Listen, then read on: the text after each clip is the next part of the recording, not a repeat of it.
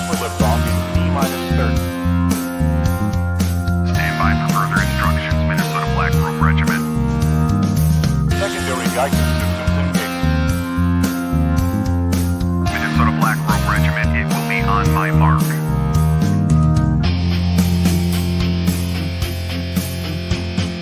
All systems are a go.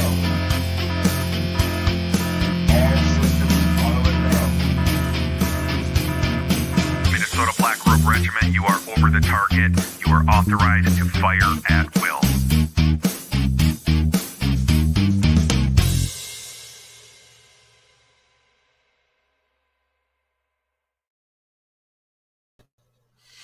Hey, thanks for stopping by. I'm not going to go through my normal rigmarole here. We got Walter. He's a working man, by the way.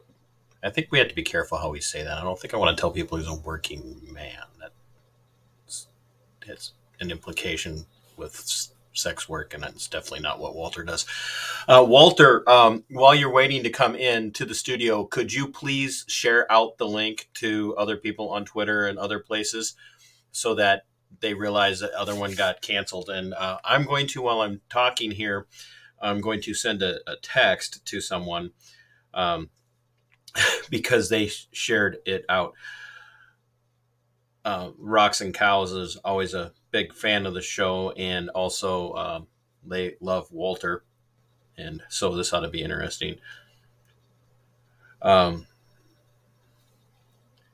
Yeah, so as many of you know, Walt and I have known each other for the better part of the last several years. We've co-hosted along with Bella over on her show for a while.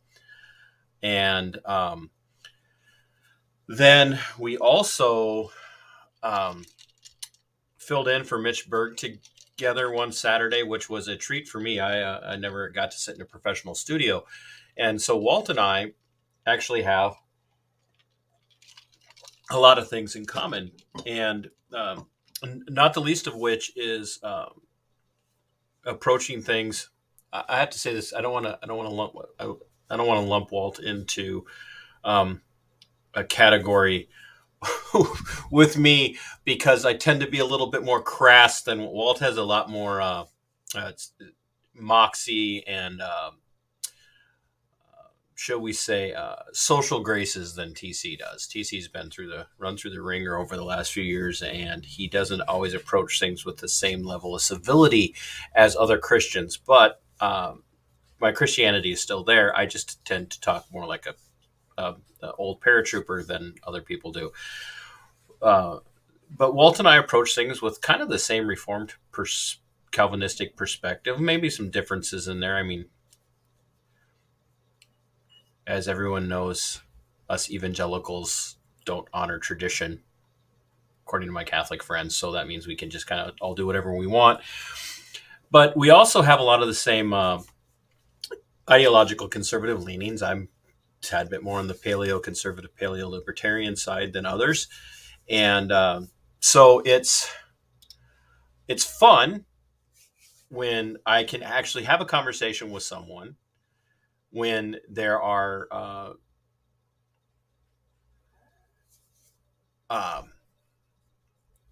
disagreements that we can hash out and still walk away friends. At least that's the plan tonight. I don't know how Walter will feel afterwards, but we'll see. We're going to bring Walt in, and we're going to give him a chance. Walt, I'd tell you to introduce yourself, but everybody who watches my channel knows who you are because you've been on several times. So say hello. Hello, everyone who apparently knows who I am, according to TC. On my channel, I mean, I'm on my way to 3,100 subscribers, and I get like 100 views now. So hey, baby steps. Taking the fight to the people, minuscule views at a time. So, how you been? I am in a really weird space. I feel good. I feel optimistic, which is not characteristic for me. I'm usually the pessimist. Yeah, I'm usually the cynic. I'm usually the pessimist, but we're living in a moment that it's activating, right? Like there's so Acme, you much. turned into a leftist on me overnight. No, no, no, no, no, no, no. There's I'm a happy warrior. You know, there's so much to do and so much to say and so much to engage with, and you know, regardless of whatever differences we flesh out tonight. We share the same faith, right? And that faith is one that ultimately is extraordinarily optimistic because we've skipped ahead to the end of the book and we know that we win, right? Yes. And so it's kind of like what Paul said, right? Like so, to live as so Christ and to trite. die as gain. It's So such a trite, corny. I expected from you. I read the end of the book. hey, I mean, am I wrong? Are we gonna lose? Well, are we gonna lose TC? No, that's you're. It's just fun. I just never expected you to say that. Not because it's not true, but it's just I'm not. Yeah. Anyway, so we have. Just moving on. Just move We're just on. gonna move on. Oh boy, honey. I need another drink. No, we haven't always seen everything exactly the same. We've never really run into anything to banter with one another about in that regard, and so the last few weeks have actually been kind of entertaining for me because I have found that we are really on the same side on so many things. Yeah. And at the same time, several key issues over the last few weeks where I'm not going to say you got it completely wrong. I'm not going to say it. I'm not going to say that about you either. I'm like thinking at times, but there are a few things that I where the disagreements that are there, I think, are certainly they're not as far removed as it would be as if I was talking to someone on the left. Sure, that's for darn sure. Yeah, so like one of the tertiary to me now it's tertiary because we're a 24-hour news cycle these days. But so one of the tertiary issues that's kind of dropped off for me has been and I don't want to say faux outrage, but the kind of this last minute outrage over the school resource officer debacle. Because I didn't see it as a big win for the left. And what I saw was a lot of hype from the law enforcement world, making it a lot worse than it actually was. And, and I know the Republicans' bread and butter is, keeping the law enforcement community in our camp. We've got to keep them on our side. And not you, I didn't say you, but you did take up the cause and took on the legislation the way it was written. And I read it, and to quote a friend of mine who thinks I'm overreacting about a situation down here in Spring Valley right now, don't get me started on paying people to haul wastewater reclamation out. But I discovered something last night. But anyway, she says, I think this is a big nothing burger. And I really kind of feel like the legislation for the law enforcement or the SROs didn't really impact SROs nearly as much as they tried to make it out to be. It wasn't aimed at SROs. It was aimed at all staff inside the school, and ultimately is not going to prevent them from doing their jobs. It's really not. And that's been kind of the theory out there, is that this is going to stop us from protecting kids and protecting schools. And I just don't see it. And I mean, I read and reread that legislation, and I just, when you take into consideration, well, tell me why you think it's going to affect officers, school resource officers. Yeah, I would be happy to. Too bad. Time's out. Yeah, that's a tactic you're gonna have to fall back on maybe a few times tonight. We'll see. But no, I mean, so what it does is it effectively creates a double standard for how police officers can engage in their lawful duties depending upon the context in which they're engaged. So an officer who is just a street cop who gets called into a school is going to be operating by one standard. And an officer who has been contracted by any given school district in the state of Minnesota to serve as a school resource officer is going to have a completely different standard. And you're going to have a scenario, you're going to have scenarios where school resource officers are literally going to have to call the cops. They're going to have to radio somebody from outside to come in and engage with scenarios that don't rise to the level of presenting a imminent threat of death or bodily harm, which is most things that a school resource officer is going to have to deal with, because if they don't do that, then they're rolling the dice that a scenario might present itself where they have to engage in such a way to prevent an in-progress crime that results in them being the target of someone like Hennepin County Attorney Mary Moriarty, who views this exactly the way that I and the GOP caucuses in both chambers of the Minnesota legislature see it, which as an opportunity to, quote, hold police accountable for engaging in actions which she deems inappropriate in a school setting, but which would be appropriate on the sidewalk in front of the school or in any other space in public life. And I think it's really important to note that what this legislation does is it preempts the reasonable force standard, right? So as you well know, we have this reasonable force standard in the law, which enables situations such as, like, for instance, the George Floyd situation in Minneapolis to be adjudicated after the fact through our justice system to determine whether or not the force that was utilized was reasonable, given all of the legal context and the facts of the case. And so that's a pretty good standard that I think we all are on board with. And if we're not, then that's news to me.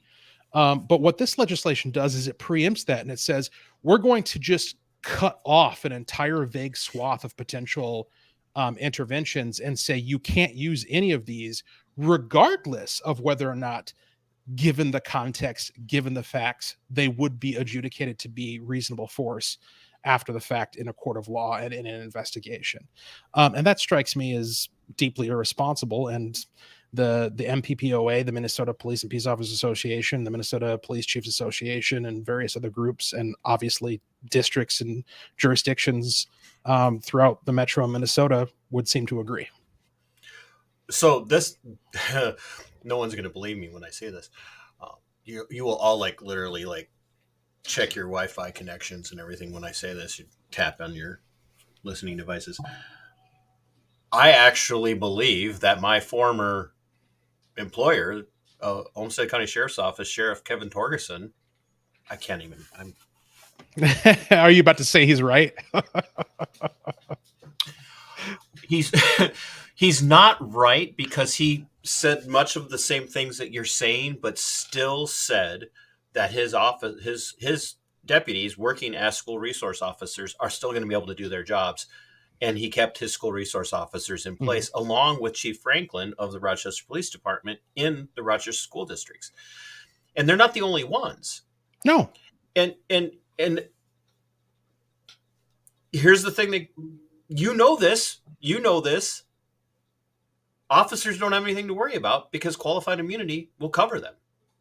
They will cover them. Qualified immunity will cover them.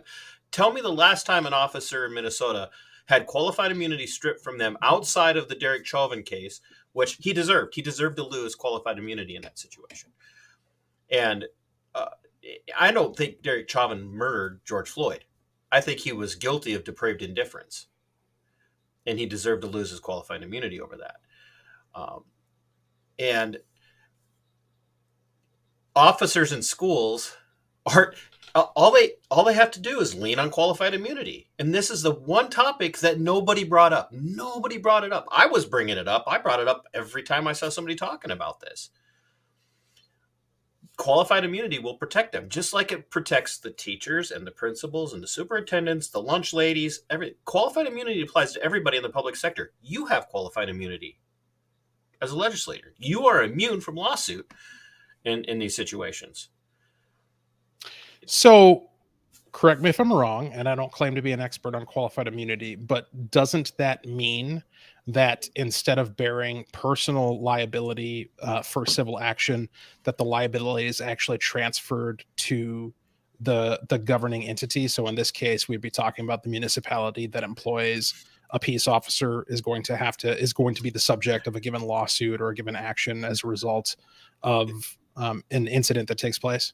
Qualified immunity will not necessarily protect you from legal repercussions, but what it does is it opens the door to protect the officer from civil ramifications. But to strip qualified immunity, I want to say this carefully. You will not see an officer charged with a crime where qualified immunity is also still in play. So Mary Moriarty may look at the school district of whatever districts are in her jurisdiction. I think there's several different school districts in that area. May look at that and go, well, this officer broke this law. And she's going to have to prove that the officer demonstrated a willful negligence, which then could then move to strip them of qualified immunity as well. But that's ultimately the way that that law is written. Doesn't change anything. It will not change the school resource officer's job at all, other than to maybe push them into practicing de-escalation at a higher level, which I think is really actually good for officers. Well, why would it encourage them to do that if it has no consequence according to your qualified immunity premise? If they're being held to a standard, which I say this, as someone who has friends, family, loved ones in the law enforcement world, and then also having been there in a capacity myself,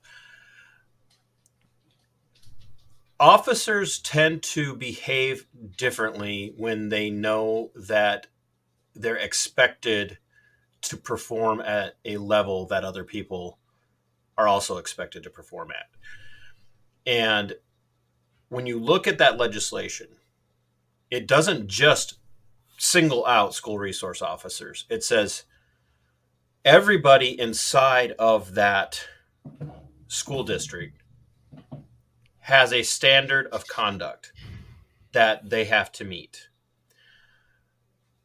For a very long time, officers were able to come in and behave and perform differently than the superintendent or the principal or a teacher. And this is saying, no, everybody in the school district is going to have to abide by this exact same practice. And I think that's right. I absolutely think that's right. And it's not going to prevent an officer from stopping somebody from hurting someone else.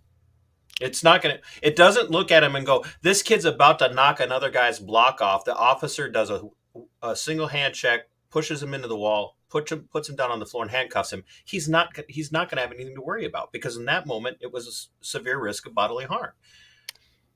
I think that's very arguable. Because bodily harm is a high standard. Like, bodily harm is not, you got punched in the face and your nose is bleeding. Like, That's bodily deadly harm. force. Okay. That's Well, deadly force. That's deadly force. I think that's Cops open are to not adjudication. allowed to punch people in the face. You have to be in a deadly force situation. Punch somebody in the shoulder. Punch somebody in the side. Punch somebody in the thigh. Right. Like, in other words, a fight is occurring. Yeah. Not all fights present an imminent threat of bodily harm, and so what you're potentially dealing with is a scenario where a crime, assault, is taking place. The officer has a legal duty, a lawful duty, to intervene in that crime and Sure. apprehend the assailant. And Sure. under this law, their options for addressing that have been vaguely curtailed. I don't see how that translates to them being able to do their job. Because in a force situation where an officer comes onto a scene or whatever, and there is physical violence taking place, they can arrest that violence with a reasonable means, based not on not. Then what do we need this law you, for? Then what do we need this law for? Because the I'm not reasonable saying force we standard, needed the law. Don't get me wrong. I'm not saying we Okay. needed the law. All right. What I'm saying is the law doesn't hurt officers' ability to do their job. You will never hear me go, "Yay law!" Sure. Like, I'm the last person that says "Yay law." I think we got way too many damn laws the way it is. But we got Robert put in Minnesota Statute 609.02, and that covers officers' ability to use force. And it's the reasonable officer standard, not the reasonable force standard, not the reasonable person standard. It's a reasonable officer standard. And the reasonable officer standard allows the officer to make a snap judgment no matter what any other law says. And they cite that in the law, 609.02. They cite that's what Ellison cited that. Moriarty disagreed, and we'll wait. We'll see what a judge says. We'll see what a judge says, and that's the whole point. Is you've created an ambiguity because what the case that you laid out. This is fun. It is the case that you just laid out, that an officer is free to do their job. Ultimately, you rested that upon the premise of reasonable force standard, which pre-existed this law. So what the hell do we need it for? If the reasonable, I'm not arguing for the law. I'm just arguing that the law doesn't do the damage that everybody says it does. So you think the law is inert, that it doesn't do anything? I think it's to quote my friend who's now watching. I think it's I think it's a big nothing burger. I really do. I think it's it. So here's why, Walt. Here's why. Not because I think you had a hand in it, because I don't think you did. I know you better than that. You know what I heard? I listened to Torgerson, and this is why I agree with him keeping officers in the schools, deputies in the schools that he contracts with, and with Chief Franklin keeping his officers in Rochester. But here's what I heard. We didn't know. We had no idea until a week before school started. Yeah, that's right. That's right. Where were all the people?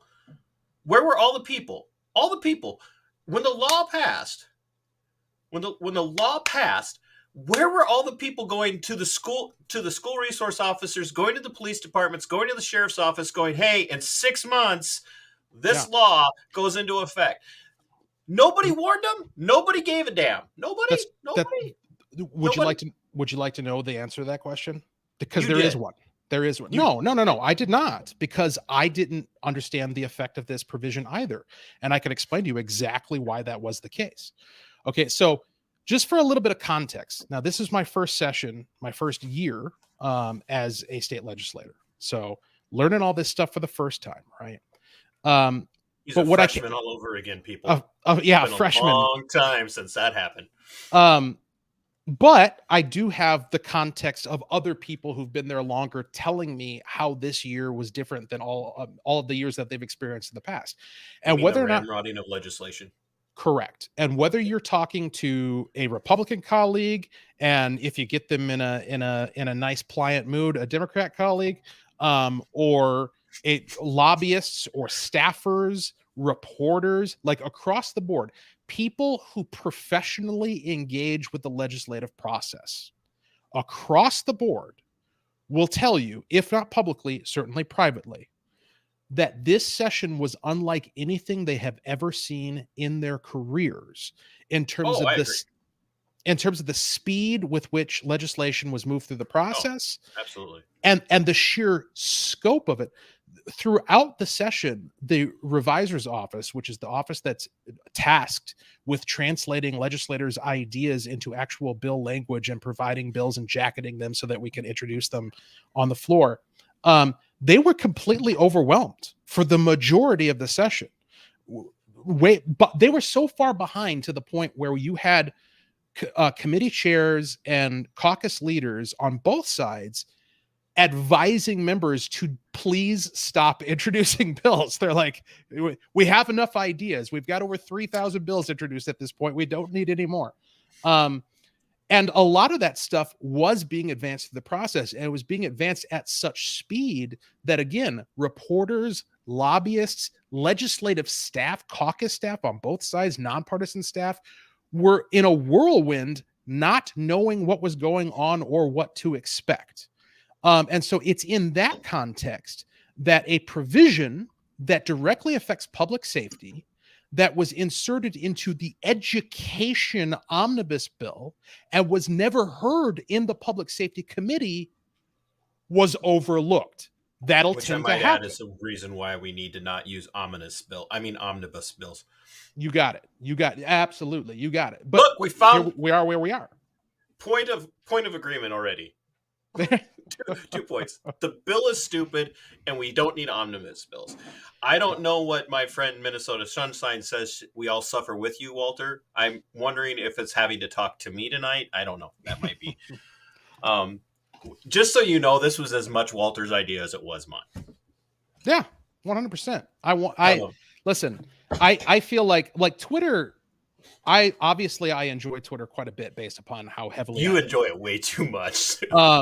I've been told that, but it's not my favorite way to engage. Like, I don't like the kind of snippy text back and forth because it doesn't allow for nuance. It doesn't allow you to read somebody's face. It doesn't allow you to interpret somebody's tone and to get to the heart. Because that's the thing with you and me. Like, if we didn't know each other, and our only engagement was on Twitter, would have been rage blocking.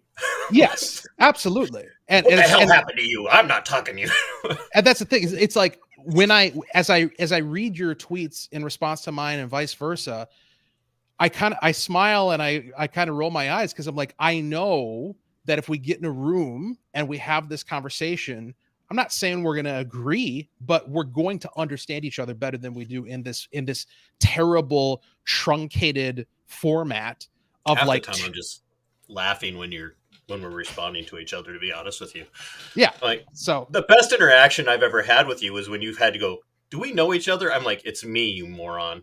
Well, you keep you keep changing your handle headline or whatever and your picture and everything. So you'll pop into my response, my comment threads, and I won't know who you are until about 5 tweets in, and then I'll be like, oh, it's TC.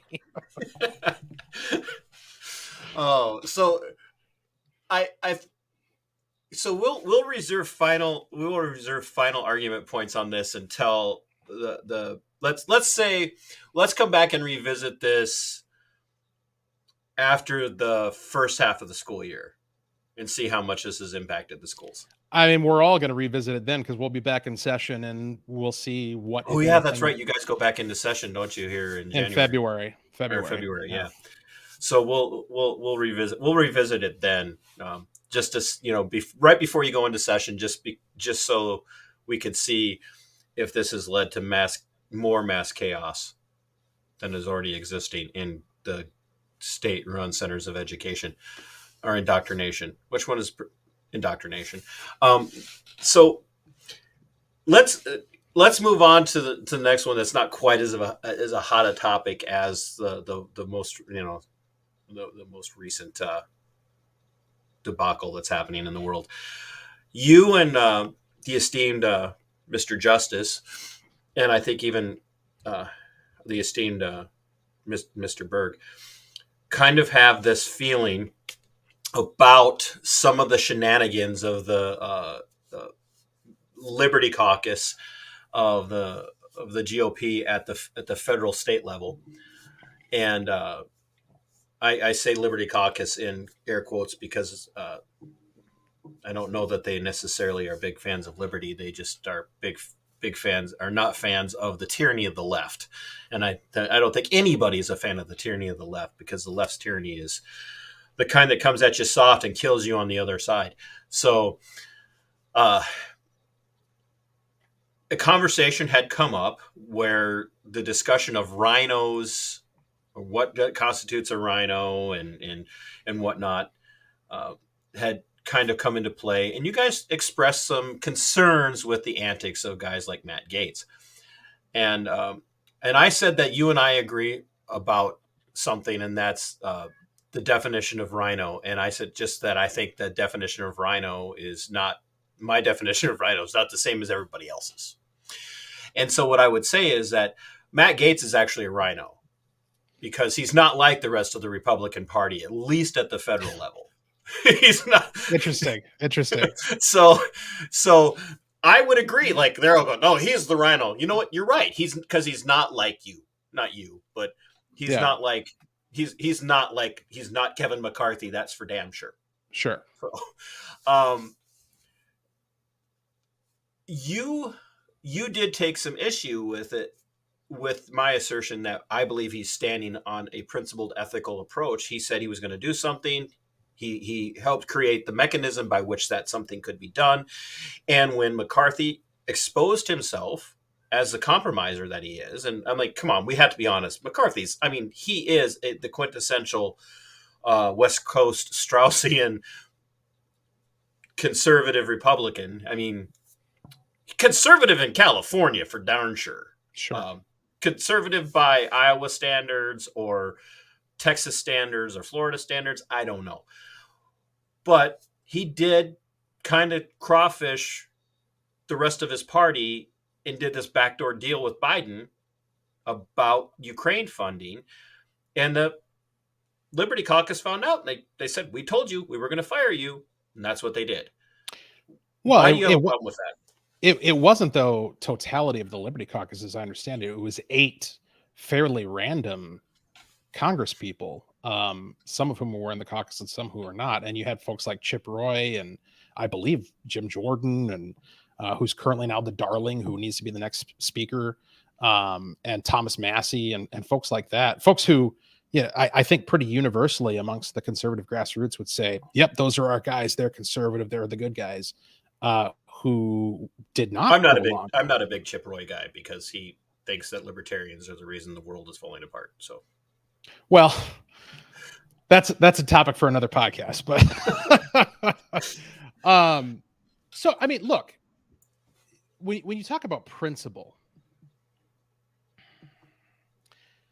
my premise, and I said this on Twitter, and it was one of those things that I tweeted it and I knew it wasn't going to be understood because nuance and Twitter don't mix very well. But my premise regarding principle is that principles have to both emerge from and apply in the context of reality.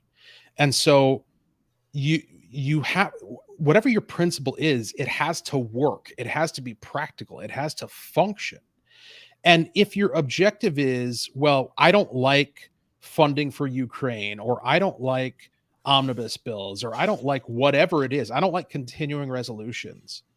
And so in order to strike back against those things, I'm going to take a big old fat stick and shove it into the bicycle wheels of Congress, dethrone the speaker with no plan whatsoever as to how or with whom he is going to be replaced in the midst of a 45-day continuing resolution, and thereby burning the most valuable resource that Congress has, which is time, to actually do the right thing and go through those 12 budget appropriation bills and do things the right way. I don't see, especially in the aftermath of it, where Gates came out and immediately endorsed Steve Scalise and said, yeah, Scalise is fine, even though Scalise is basically a McCarthy clone.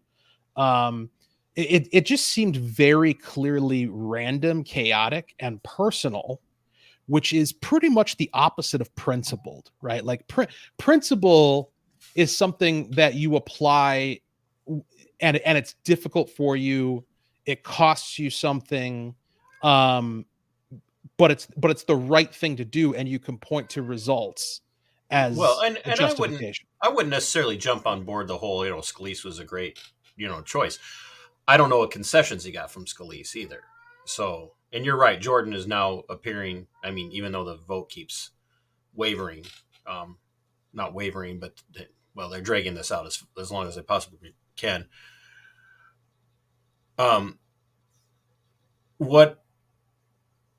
What the reason I saw it as principled is that he did what he said he was going to do. And not all of them were in on it, obviously, but McCarthy, to me, McCarthy's actually talking about resigning now. I mean, this is how hard it hit him. I don't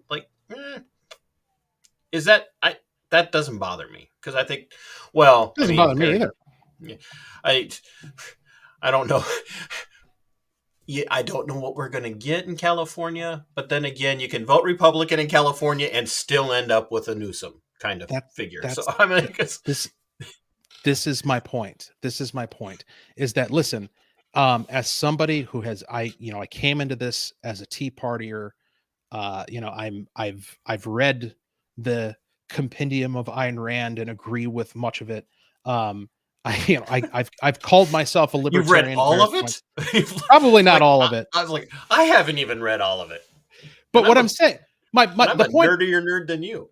the premise that I'm trying to lay down here is that I'm coming at this from an activist perspective, right?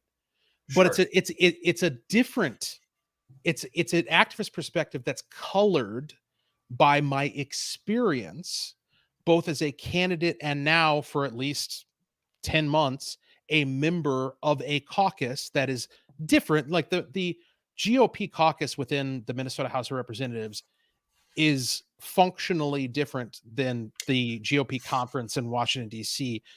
If for no other reason, the fact that there are just so fewer of us, there's like 60 some odd of us as opposed to the 200 and however many 20 that they have to deal with. That's a much bigger herd of cats to try to corral. And I can't imagine that the dynamic that we have as a caucus here in Minnesota is, well, I know it's not the same because they're all out publicly sniping at each other and we don't do that. But the point that I'm trying to get across here is that I look at things through the perspective of what I just experienced in the 2023 legislative session, which is a Democrat trifecta empowered with institutional will to do whatever they want. And by God, have they ever. There is no, we just got done talking about how cluttered and rushed the legislative process was. They held back virtually nothing. And whatever they did hold back, you better believe they're going to bring in 2024 because they're afraid of what's going to happen in November of 2024. These are folks who are not afraid to use power and who understand elementally what it takes to secure that power and to punish their enemies and reward their friends. On our side, we are so factionalized and decentralized and discombobulated and pissed off, which I get the pissed off part, right?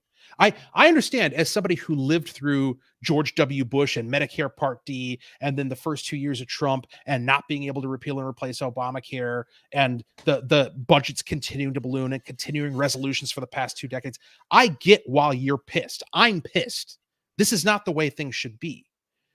But ultimately, I look at the problems, plural, and I ask myself the question, how rationally and strategically do we actually fix them? And that's the lens through which I evaluate these actions. I do not see how what Gates and company did is going to affect better outcomes. Now, maybe I'm wrong. Maybe we're yet to see the ascendancy of Speaker Jordan, and he's going to take the reins and guide Congress into a bold new originalist, constructionalist, libertarian direction. That'd be fantastic. And if that happens, I'll have to find a hat to eat, right? But I just don't see. I don't see how we. I'm clipping that part out where you said the libertarian thing, and you'd be happy with that. I'm clipping that out, and I'm going to put it up as a short, just because. It. So let me ask this question, and then I want to move on to the pressing, the one that you said this one's going to have legs. So, yeah. Would we have been better off if they forced the federal government to shut down? You know how hard it is for me to say the government, the federal state had. Do you think we would have been better off if they would have forced the federal state to shut down? I honestly, I'm not in tune enough with the processes of Washington D.C. to be able to answer that. Ultimately, let's put it this way. This is what I'll say in response to that. So it's very easy to express this sentiment of, just shut it all down. The government sucks anyway. The less they're working, the better. And I hear that and I sympathize with it. Like there's an angel on my shoulder that's like, yeah, that's exactly the way things ought to be.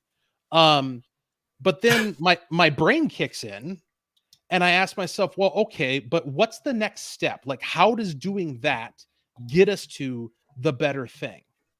And if there's an answer to that question, I eagerly await it. But you need to present me with the answer. So often it seems as though the proposal is shut it down just to shut it down, or kick out McCarthy just to kick him out. And by the way, this isn't the first time we've had this type of drama, right? We kicked out Paul Ryan. We kicked out John Boehner. Like, I remember. But those Boehner and Ryan went under completely different circumstances. This was the first time in that a person was actually in he wasn't on the way out. There wasn't a change of power in the House that caused him to go out. He went out because, or not, I don't want to say because, he went out like at the beginning of his time, really, because he could have technically been there solid for another 2 years. He really could have. But this is what I'm trying to say. And this really is my central point and premise. And I have some experience with this now, having served within a caucus. You are never going to get more conservative leadership than you have membership. The leadership, yeah. I feel as though there's this misconception out there, because there's this mythology of the establishment, right? Which I'm happy to go into more detail about if you want to go down that route. But part of the mythology of the establishment is that there are a few people who are in charge and everybody else falls in line. That ain't how it works. Certainly, maybe that's how it works in Washington. I don't know. I haven't been there. I can't tell you. That is definitely not how it works in St. Paul. That is definitely not how it works in the Republican caucus in the House of Representatives. Instead, what you have is this diversity of members who come from a diverse array of districts that have different political balances, some of which, like mine, I'm 65-35. I can do what I want. I'm pretty good, right? Like, I don't have to worry too much about political consequences in a general election. Andrew Myers, a few miles west and south of me, or east and south of me, he's in a totally different situation. He's right on the wire, right? Like, if he doesn't mind his P's and Q's, he could be out of there in 2024. And so those differences in dynamic create different pressures that people respond to in different ways. And so when people point to the leadership and say, well, you're the reason why X, Y, and Z conservative thing isn't happening, or you're the reason why the messaging isn't hardcore enough, or whatever, you recognize that the leadership, just like your elected representative is subject to the political pressures of their constituency. I wish that were true in my area. Well, he's not. He doesn't care. He just wins because he's a Republican. Oh, you got Qualm? No, David's. Oh yeah, David's. Yeah, he's a character. He's fun. He told a business owner here who was going to stand up to the COOF mandates. Mm-hmm. He reached out to him and he says, "Hey, what do we do?" And he says, "You might as well just go along. Just go along with it." And I got this directly from the business owner. He goes, "Nothing we can do about it. They're going to nickel and dime you to death. You might as well just go along with it. Just do the right thing." And I'm like, anyway. I mean, I don't know that you can find two members that are less ideologically similar within the caucus, but I have to say, on a personal level, David's is a hell of a character. And I get along with Greg just fine. No, I appreciate your breakdown of the differences. I do think you're probably right that to some degree a lot of it does have to do with it being Minnesota. Well, it's just the point that I'm trying to get across is that it's not the leadership. The leadership is not the problem. And if you think Minnesota, maybe not. no, I think this translates to DC as well. And we're seeing that play out in real time, right? So they got rid of McCarthy and now they can't elect Jordan and they couldn't elect Scalise. And they might, who knows if they're ever going to be able to elect anybody.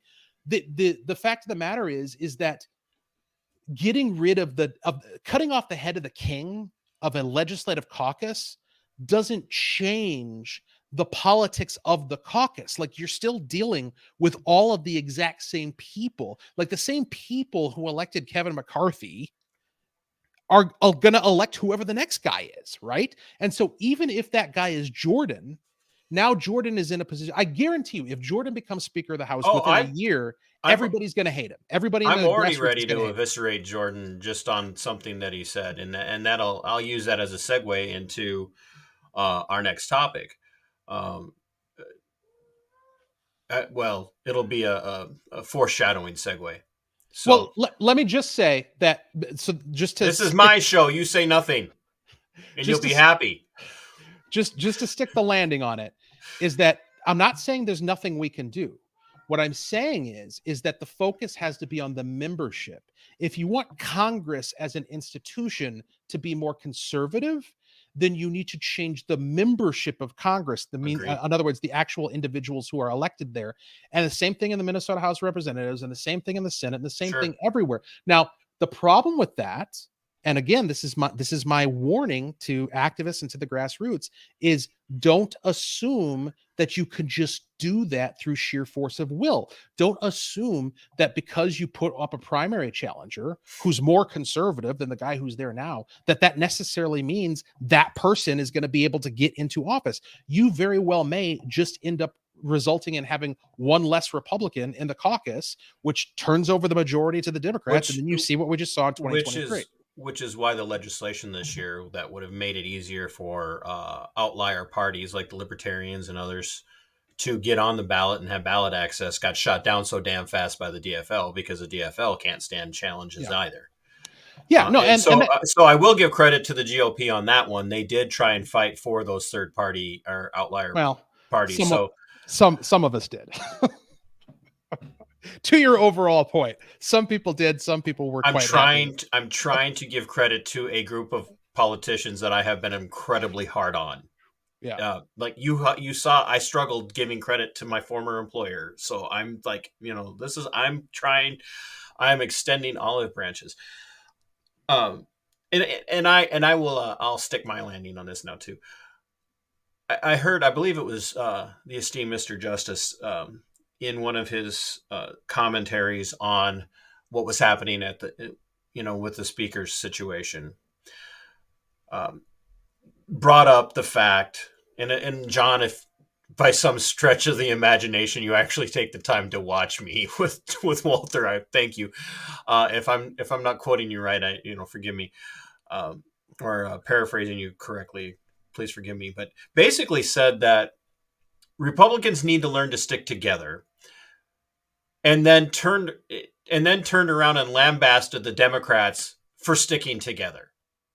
He was like, well, what the Democrats do is they vote Democrat no matter what. They do whatever they tell them to do. And I'm like, you just got done saying the Republicans need to learn to do that, and then lambasted the Democrats for it. And that, to me, is kind of one of the problems, I think, with the two-party system, the way it's set up right now, is we have to stick together. We want the other side to fall apart, which is true. It's true. We want that, but it kind of goes with the same mindset. And there again, I'm not pointing at you because I know this is not your mindset. But for the most part, Republicans are opposed to Democrats exercising tyranny because they want to be able to pass their own set of legislation to put their own form of control or tyranny in place because their legislation's good, damn it. And I don't, and that maybe there again, I don't see you that way. I don't think that you're that person, but there are some. I mean, there are people out there like who are adamantly opposed to the trans sanctuary. Rightly so, correct? Bad bill. Bad bill. Bad bill. Bad bill. But they would turn around and try to pass legislation that says we're forbidding drag shows. You don't get to do that. No, you can't do that. You don't get to do that. I think there's a distinction to be made there between forbidding drag shows as such and preventing children and minors from being exposed to sexually explicit content. But perhaps that's not a rabbit hole we necessarily want to go No, down. but you understand what I'm saying Yeah, is that right. that and we might agree on that. We may agree on that. But it's one person's moral judgment is another person's tyranny. And I think there has to be some place where we can look at something and go, that's absolutely immoral and it shouldn't be happening. But normally what the battle is, it's a pitched battle over who has the power to enact their version of how they want everybody to live. And I think that's the problem with the two-party system. Yeah, so this is what I'll say to that. A couple of things. First of all, I totally understand and sympathize with frustration with the two-party system. I went to Williamsburg, Virginia, and engaged in a simulated convention of states, which was a fascinating experience. Got to meet, oh man, now I'm forgetting his name. Must have been very important to the cause. Yes, exactly. Now, a former presidential candidate. But at any rate, just one of them. But the point I'm getting after is one of the things we did is we listened to a reenactment of the farewell address of George Washington, and as you well know, he speaks pretty aggressively against parties and political parties. Absolutely. And with good reason, right? Because the whole separation of powers and delineation of responsibilities amongst different levels of government and different branches of government, that is all predicated upon the idea of each of those branches and levels having their own separate interests that are not aligned and that actually act in a sort of antagonistic way against each other and have to negotiate with each other. And what political parties do is they hijack that process to where if you have everything becomes special interest. Well, if you have a Democrat trifecta or on the other side, a Republican trifecta, then there is no tension between, I mean, there's some, but it doesn't function in the same way. It doesn't function in the way it's meant to. There'd be a lot more tension with a Republican trifecta than there is with the Democrats, because that's probably true. Because as Mr. Justice said, the Republicans don't know how to stick together. I don't necessarily think that's a problem, so to speak.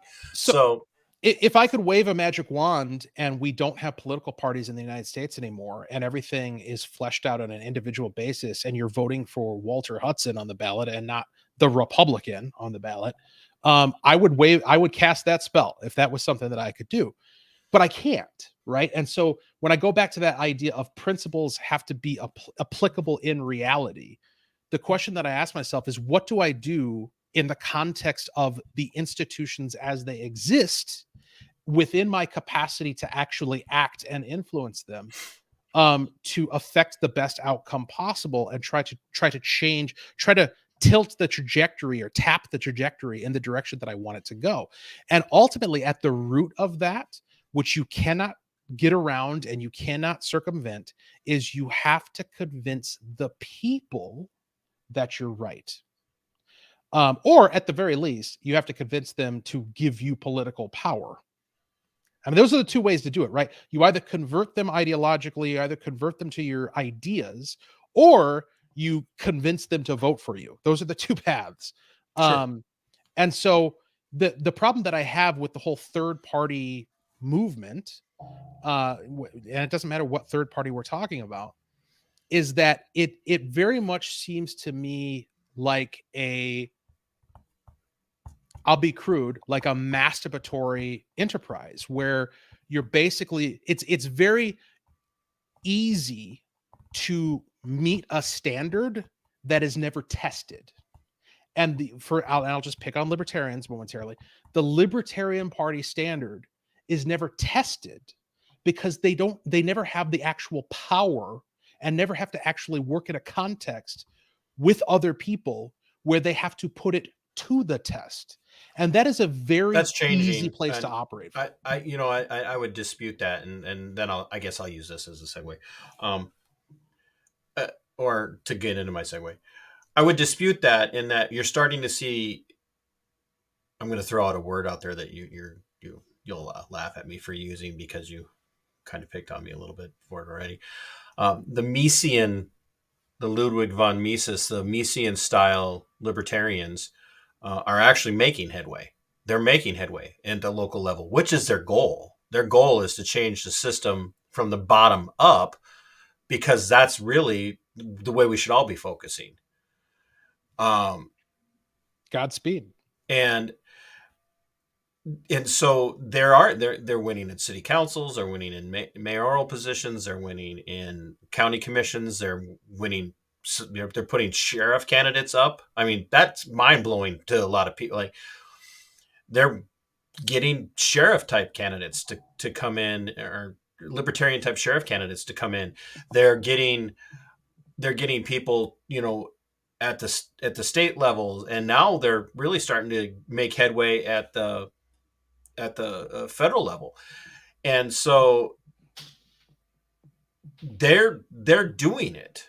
The only reason they run a presidential candidate, like you look at Mike Termott, who I've had on a couple times. I'm working on getting Rechtenwald on, and Josh Smith. They'll tell you the reason we're running as president is to jump over that stupid barrier that you have to get automatic ballot access. It's so asinine. It's just absolutely asinine that the two-party system has such a lock on ballot access. Like, you just put an R by your name, immediate ballot access. Put a D by your name, immediate ballot access. And it's no wonder it feels emancipatory. And I don't think that's crass. I think it's a decent way to use the word. It's not a word I get to use often in public discourse. So yeah, well, it's better than what I would have said if I was doing the show on my own. But I would also extend that same criticism oftentimes to the two-party system, where everybody goes off into their private little corners and they do their little thing. And good God, yes, absolutely. And so, I would encourage some of my, libertarian, and there again, I'm not part of any party right now. I would encourage some of my libertarian friends to say, hey, look, if you come down to a really tight race and your choice is between some whack job who wears a shoe on his head and wants to eliminate age of consent laws because kids can make their own decisions, and you have to choose between that person, a far left Democrat, or a actual liberty-minded, has got the chops, can talk the talk, and actually walks the walk on the Constitution, Republican, I think you can vote for the freaking Republican over this guy. And libertarians are far more likely to do that. And we saw that play out this last year with Dave Smith and McMaster's out in Arizona. Dave Smith endorsed McMaster and told the libertarian candidate, here's why I'm endorsing him. And that carries a lot of weight, where you Republicans and Democrats won't do that. They will not. No. In fact, you mention libertarian to most Republicans, and they're like, I hate those bastards. They're all commies. And I'm like, that's not true. So speaking of commies, I don't know how I could segue that, but you have come out for the first time as a elected representative and commented very forcefully on international affairs, and in particular the role of the U.S. in the situation as it plays out in the Gaza Strip with Israel and Hammas. And we've had a bit of a kerfuffle over that, and I thought that now would be a very good time to talk about it, since I'm not evergreen very often, but no, well, this won't be evergreen because at some point that'll this will blow over or blow up, and none of us will be talking about it because there'll be no electricity in the world because someone will drop a nuke. But um, you have been very adamant about your support for Israel's actions in response to the Hamas terror attack. And I want to lead off with, what was your position on Ukraine prior to this? Yeah, I don't think the two situations are remotely That's analogous. not what I asked. Answer the question. Well, What okay. first All and right. foremost? My position I don't get to on- do that very often. That was even more fun. I Okay, asked, I mean- what was your position on Ukraine prior to this? It's the same as it is now, which is it's basically none of our business, and Okay. we shouldn't be sending money over there. And there's Or equipment? it is a fight between thugs. It is a fight between Nazis and communists, and we don't have a dog in that hunt. And also, so that I'm glad you asked that, actually, because it gives me the opportunity to flesh out the fact that I actually agree with a lot of the concepts that you bring to bear in your commentary regarding Israel. So, for instance, I gotta write down that timestamp. what do we got here? About an hour and 1 minute in. Okay. But 1 hour. Walter likes TC's concepts. so what I mean is, like, so the neoconservatism is a thing, right? This sort of what oh, good Lord, why can't I remember the name of one of our greatest presidents, Ike?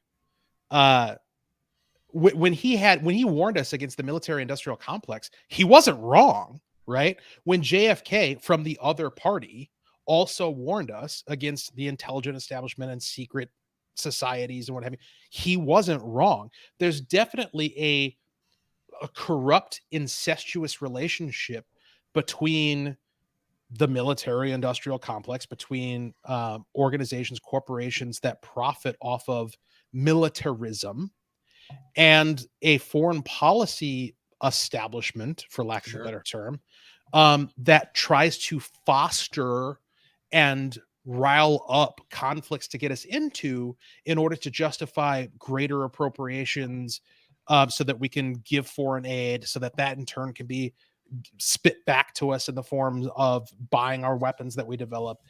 And so none of that is off point or off target. That is 100% what has happened. That is why you have people like Charlie Kirk, who I don't know exactly how old he is, but he makes the point that for the entirety of his politically conscious life, America has been at war, save for the Trump administration, right? Like we have always we were been at war during the Trump administration too. I mean, we have been at war since the end of World War II. The United States has known no period of peace. We have had troops deployed in war zones, combat zones, not even war zones, because we haven't, Congress hasn't done its job. By the way, right, yes, correct. Hashtag defend the guard, people. You need to get behind that legislation in your state or wherever it is, and we need to push that legislation. Defend the guard legislation. No more National Guard troops deploy anywhere unless Congress declares war. No more authorizations for use of force. But anyway, to bring it back to your question about Ukraine, yeah. I think you and I see Ukraine in much the same light. I know we do. I know we do. So what's your point? What does that have to do with Israel? What? So if and I'll point out, and if people don't believe me or don't and I'm not saying that's you necessarily, we know for a fact the United States orchestrated everything that's happening in Ukraine, between Ukraine and Russia. We orchestrated that. We pushed that ball down the field. We orchestrated the coup in 2014. We continue to orchestrate, pull strings to make sure that we had who we wanted. I'm talking about the regime in the United States.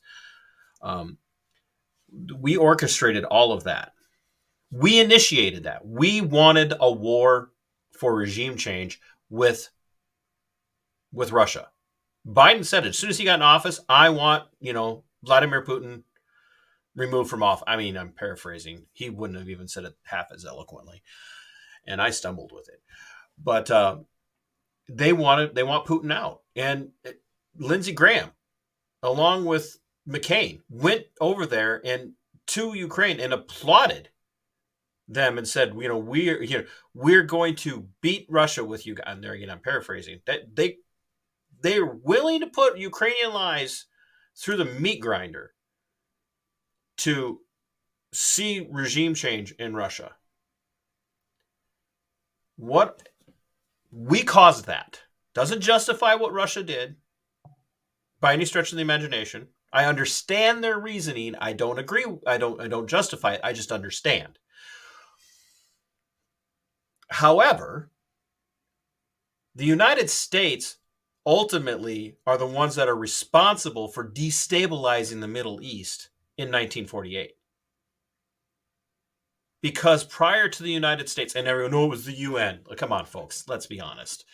Especially in 1948, the UN was the U.S.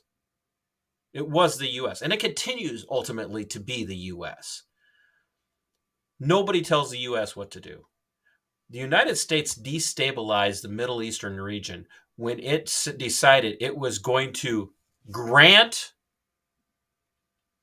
expatriated European Jews, and I don't mean that in a derogatory way, that's what they were going to grant them their homeland on the myth that nobody was living there. I mean, that's literally like, I will send you a link to some to solid information. But basically, it was just kind of unsettled area, and nobody really had any interest in being there. But there were non-Zionist Jews, Palestinian Jews living there for centuries alongside Palestinian Muslims in peace and harmony for centuries, who had no desire to see a nation state, a geopolitical power called Israel, rise up there. We destabilized that region, and it was a bloody fight. We went in there and forced these people into an area that had their European by culture, European by heritage. Many of them weren't Jewish by religion. Many of them were atheistic, but they said, because of Zionism, we deserve a country of our own. And the United States backed him on that and caused the conflict. We caused that conflict years ago. We destabilized. It actually started the conflict that we had, I mean, outside of the Barbary Pirates situation, which ultimately, had we just left well enough alone, we wouldn't be having these conflicts in there right now. So do I think that the nation state, and I know you can't go back and take Israel back, and there's no ending that now, and I'm not saying we should, but the nation state of the geopolitical Israel that we see now has a right to defend itself. It doesn't have a right to go and slaughter innocent civilians. So they don't have that right. It's wrong. What they're doing is wrong. It's wrong. Let me try, and I'm not trying to be cute here. I legitimately am trying you and I will never be cute, sir. I'm legitimately trying to understand your philosophy of war, for lack of a better term. Was the United States morally correct to drop atomic bombs on Hiroshima and Nagasaki? No, it was a war crime. It was a war crime. Interesting. Absolutely. Okay. So firebombing of Dresden was a war crime. Okay. So I think we're closing in on what the crucial philosophical difference is between us. My position, and it's perhaps ironic that I brought up Ayn Rand earlier in the program here tonight. My position on war and the morality of war is almost chapter and verse Ayn Rand's position. And what she said about war is that when a free nation, there was no moral equivalency, right? So a free nation is not on the same, relatively free. Okay, let's not apply some sort of like puristic standard of liberty. But when a relatively free nation is conducting itself on the world stage, which international relationships are more or less a condition of anarchy, right? Like they're, despite the United Nations there and the concept of international law, it really is just kind of might makes right on the international stage, right? And so when you're dealing with a free nation, relatively speaking, as compared to a not free nation, that not only denies the rights of its own citizens and people within its jurisdiction, but tilts aggressively towards those outside its jurisdiction, there is no moral equivalency there. And what Rand said is that a free nation actually is morally within its rights to attack and destroy a non-free nation just because it's a non-free nation, that without any provocation whatsoever, just out of sheer righteous indignation No, and condemnation. I know her position. I And adamantly disagree with it. I think it's immoral. okay, and so we can walk through that. And we don't have to take things that far in order to address the Israel situation, or World War II for that matter. But I think it, at least to my mind, obviously we disagree on this point. When you're dealing with the Nazi regime, when you're dealing with Imperial Japan, when you're dealing with a nation that is governed by a regime, and by the way, how does a regime come to power? How is a regime sustained? Our government is a reflection of us, regardless of its quality or the governmental process. Like a free people, or a people that desires to be free, can and should rise up to overthrow a tyrannical government that is aggressive towards other nations. To the extent they don't, they acquire responsibility for the actions that government takes. You got me bleeding over here. You made me bleed. Folks, Walter is doing violence through words. Now who's the leftist? but you know what I'm saying? Like when Imperial Japan was populated by people who were willing to die, they believed their emperor was God. Sure. They were not. The reason why we dropped the atomic bombs was because we knew they were not going to stop. We believed that we would eventually defeat them, but the cost in human lives was going to be so grave over time that we had to more than bloody their nose. Let's and I don't want to beat the nuclear bomb option thing for two. Not the cost of human life, the cost of American and Allied lives. Goddamn right. Damn straight. Right. Because there is a moral distinction there. There is a moral distinction between our side and their side, between the land of the free and the tyrannical barbarians at the gate. But the U.S. But this is where I build my premise: is that I don't believe the United States. We have a principled document, which is our governance, which is the Constitution, which declares that we are a free republic. But we haven't been free since Lincoln shredded the Constitution and pissed all over the liberties of people. He didn't free a single man. He enslaved an entire country. And we haven't been free since then. We haven't been free. Because everything that Lincoln did is what gave rise to ultimately the deep state. It's interesting. So we haven't been a free people. And the idea that we can go around the world forcibly, and how do you, that's the idea. Forcibly bringing democracy to all of the unfree countries of the world. We did it with Haiti. When I was getting ready to get out of off of active duty, we were going to invade Haiti in Operation Restore Democracy. We were going to go give all of those little brown people in Haiti something that they had never had. We were going to give them American democracy at the point of a gun. I'm absolutely morally opposed to that. And I think you're right. A country, the leadership of a nation does reflect its people. I'm not going to argue that.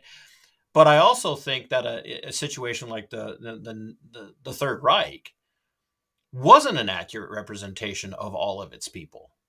It was just a representation of the people it conned into voting for them, kind of like the U.S. Does our government represent you? Would you want to be held accountable for the things that Joe Biden and others are doing around the world right now? No, which is why I'm working tooth and nail to take them out of power.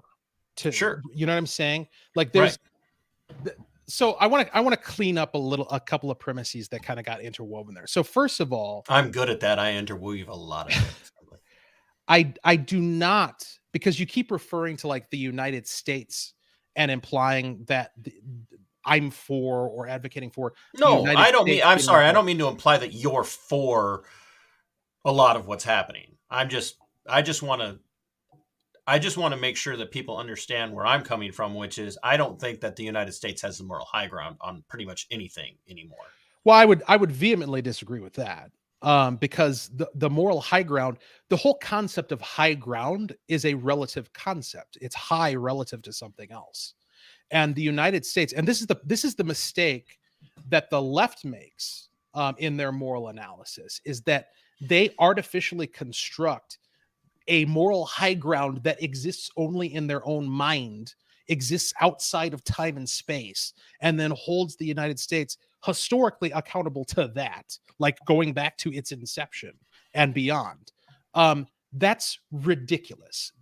When you're evaluating who has the moral high ground, it's who is good, who is free, who is righteous relative to who they are dealing with. Because if we're going to hold each other to standards of perfection, you know, we're both Christian here. We know nobody's going to win that battle, right?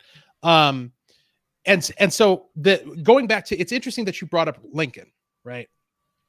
So I would argue that Lincoln's actions, while certainly imperfect in terms of what occurred after the fact and even during and leading up to, he was operating under the principle that I articulated earlier when I pointed to Ayn Rand, which is when you're dealing with what at that time was a insurrectionist, rebellious state in the Confederacy, that does not have the moral high ground. Why? Because they are literally enslaving people within their jurisdiction.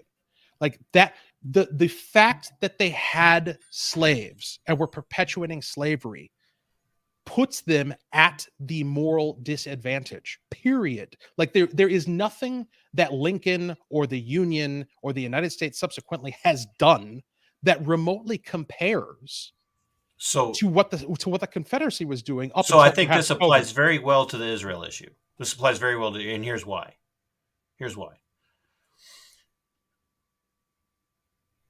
I despise slavery. I think you know that. I despise chattel slavery. But the South wasn't seceding to protect chattel slavery. Southern philosophers will at the time will tell you it had nothing. I mean, I won't say nothing, but it had everything to do, ultimately everything to do with the natural right of a group of peoples to secede. The entire foundation of the United States Republic was a movement of secession. We were seceding from Great Britain, from the empire. Sure. Right. And Lincoln looked at that and said, nope, that's not true anymore. That's not true anymore because I have the moral high ground and I get to say this. At the same time, saying that if he could preserve the Union, which, by the way, the term Union was unheard of up until Lincoln because it was seen as a collective of sovereign states in cooperation with one another, with the ability to end that cooperation, that collective cooperation, at the choosing of anyone. Northeastern states had been moving for secession well before the southern states did. And Buchanan, we could say what we want about Buchanan, but Buchanan, even though he disagreed with secession, with the states seceding, said, I don't have the moral or the constitutional authority to prevent them because it's the foundation of the republic. And so the reason this ties in well with Israel is that Israel as a nation has a right to defend itself. And I would even say it has a right to exact a certain amount of vengeance. but that vengeance needs to be directed at the right targets. And the innocent people of Palestine, and there are millions of them, millions of innocent people in Palestine. Thousands of them are now dead in the last week because of the direct actions of the Israeli regime, which says their lives don't matter at all. They don't matter. That's what they're saying. They've cut off food, they've cut off water, they've cut off fuel, they've cut off electricity, they've cut off communications. They tell 2 million people, we're going to bomb your neighborhood in less than 24 hours. Get out. We can't even get the United States to evacuate a hurricane-stricken or a city in the path of a hurricane of 200,000 people with 48 hours notice. But people with no form of transportation and no ability to get out of the area are being told leave or die. And that's just this situation. Israel has been the aggressor against Palestinians. I'm not talking about Hamas. Palestinians for decades. They bulldoze entire neighborhoods to put up new settlements outside of the original boundaries of Israel and claim we won the war in 1967. Yeah, conquering is a thing. So, but that's okay. Yes, it is okay. When you act in a defensive war, or frankly, an offensive war against a tyrannical regime, and you conquer land, you now control that land. It is now within your jurisdiction. And my point, I think the key concept here that needs to be explored in order to address the things that you're bringing up is the concept of jurisdiction. Because one of the things you said is that Israel doesn't believe that the lives of the Palestinians matter. Their actions, not the Israeli people, the Israeli regime. Their actions say they don't care. I would suggest that the opposite is true, because as you pointed out, they warn people that they're going to attack after they've declared war. So you cite the fact that they cut off water and electricity and all of this stuff. Why the hell are Gaza Palestinians, Gaza residents dependent upon Israel for water and electricity? What the hell are the Arab nations all around them doing? Why won't Egypt open its borders? Why won't Jordan take in refugees from Gaza? Why aren't the Arabs taking care of their own I am not disputing that nobody likes the Palestinian Arabs. I'm not disputing that. It's been cited over and over and over again that Jordan doesn't want them and Egypt doesn't want them and all of this. But there again, the idea that the Palestinian people are a people without a nation is just fundamentally and foundationally an untruth. It's untrue. They have lived there. These people have lived there for centuries, alongside their Jewish neighbors, well before 1968, at peace. They were living in peace.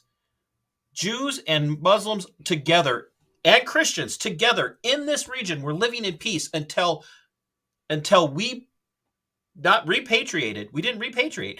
We forcibly inserted people into this area who had no cultural ties to the area. And then we destabilized. No cultural ties? Jews have been in that area for 3,000 years. Jews were the first people in that area. Come on, man. European Jews. Regardless, European Jews had no cultural ties to the Middle Eastern Jews. At what point in history did their cultural tie diminish? And how are we applying that standard to literally everyone else in the world?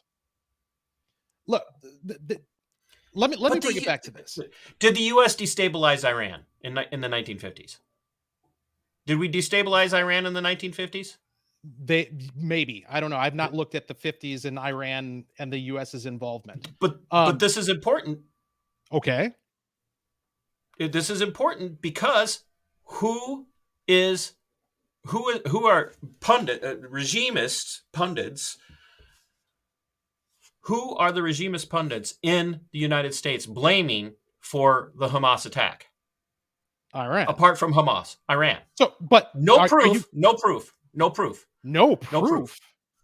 there is no. So you're suggesting that Iran is not funding and supporting Hezbollah and Hamas?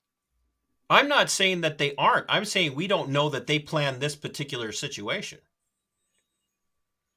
Okay. Because there is evidence. Because there is evidence that weaponry and equipment from Afghanistan and Ukraine were in the hands of Gee, Hamas I wonder terrorists. how that happened. Could it have anything to do with the fact that Biden just Could left it all there? Like he pulled out of Afghanistan completely Could it- irresponsibly and just left all that equipment there could it for Hamas and Hezbollah and Iran to pick up and could ship it wherever they be wanted to? could it be that, as Wesley Clark stated several years ago now, of the 7 nations that the United States wanted to devastate and cause regime change in, the last one standing is Iran. Well, I We don't got have- lied to. We got lied to get into the first Gulf War. We got lied to get into the second Gulf War. We got lied to go into Afghanistan. We got lied to about Ukraine. I do not believe a word coming out of the mouths of the United States regime about what How took about- place. How about what's coming out of Iran? How about what's coming out of Hamas? How about what's coming out of Hezbollah? How about what's coming out Sure, of the radicals mouths are going to say radical things. But they're not just radicals. They're the people who are in charge of these regimes that actually have jurisdiction in these parts of the world. And again, going back to that concept of jurisdiction, we do not have jurisdiction over the people of Gaza. Israel does not have jurisdiction over the people of Gaza. And Yes, so they do. No, they do control, not. Yes, they do. They control Gaza. So you're saying there's right now it's a two nation solution then already. So it's 2 nations then. What Is it 2 what- nations? What Is political- Palestine its own nation? Is what Gaza its own political nation? what political control does Israel have over Gaza? Does Israel set the law in Gaza? Does Israel have a police force in Gaza and is enforcing rules? Yeah, basically. Well, They're- not basically. It's a binary. It's a yes or a no. And obviously, Hamas is in charge of Gaza. That's how they were able to launch this attack. Like you can't claim that Israel's in charge of Gaza and Hamas somehow in spite of that. Who backed Hamas when it and its rise? So you're okay. You're suggesting Benjamin Netanyahu advocated for Hamas over the PLO. okay. Said fair that enough. they wanted Hamas to win because they were going to be easier to control than the PLO would be. Fair enough. So They built this monster. Let's take that for granted for the sake of conversation. So the hell what? That justifies? Like because they did that? No.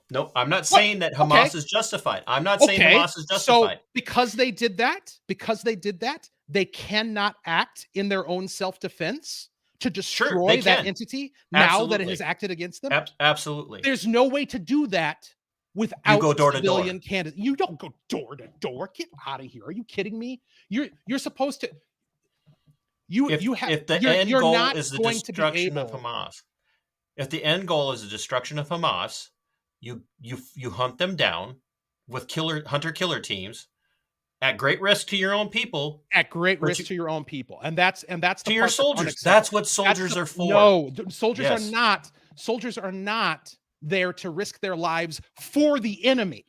They are there to risk their lives in defense of their nation and their jurisdiction and their people.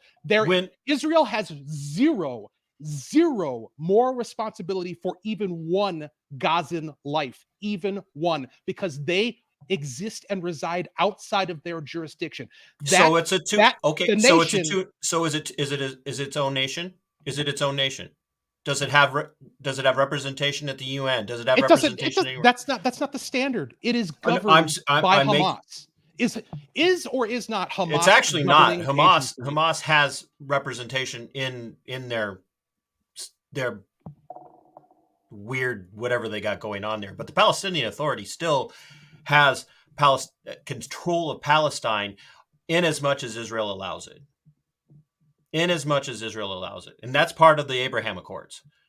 In as much as Israel allows. Okay, so what you're suggesting, and this is a bold suggestion if I'm understanding it correctly, is that Israel should exert political control over Gaza as like a colony or something?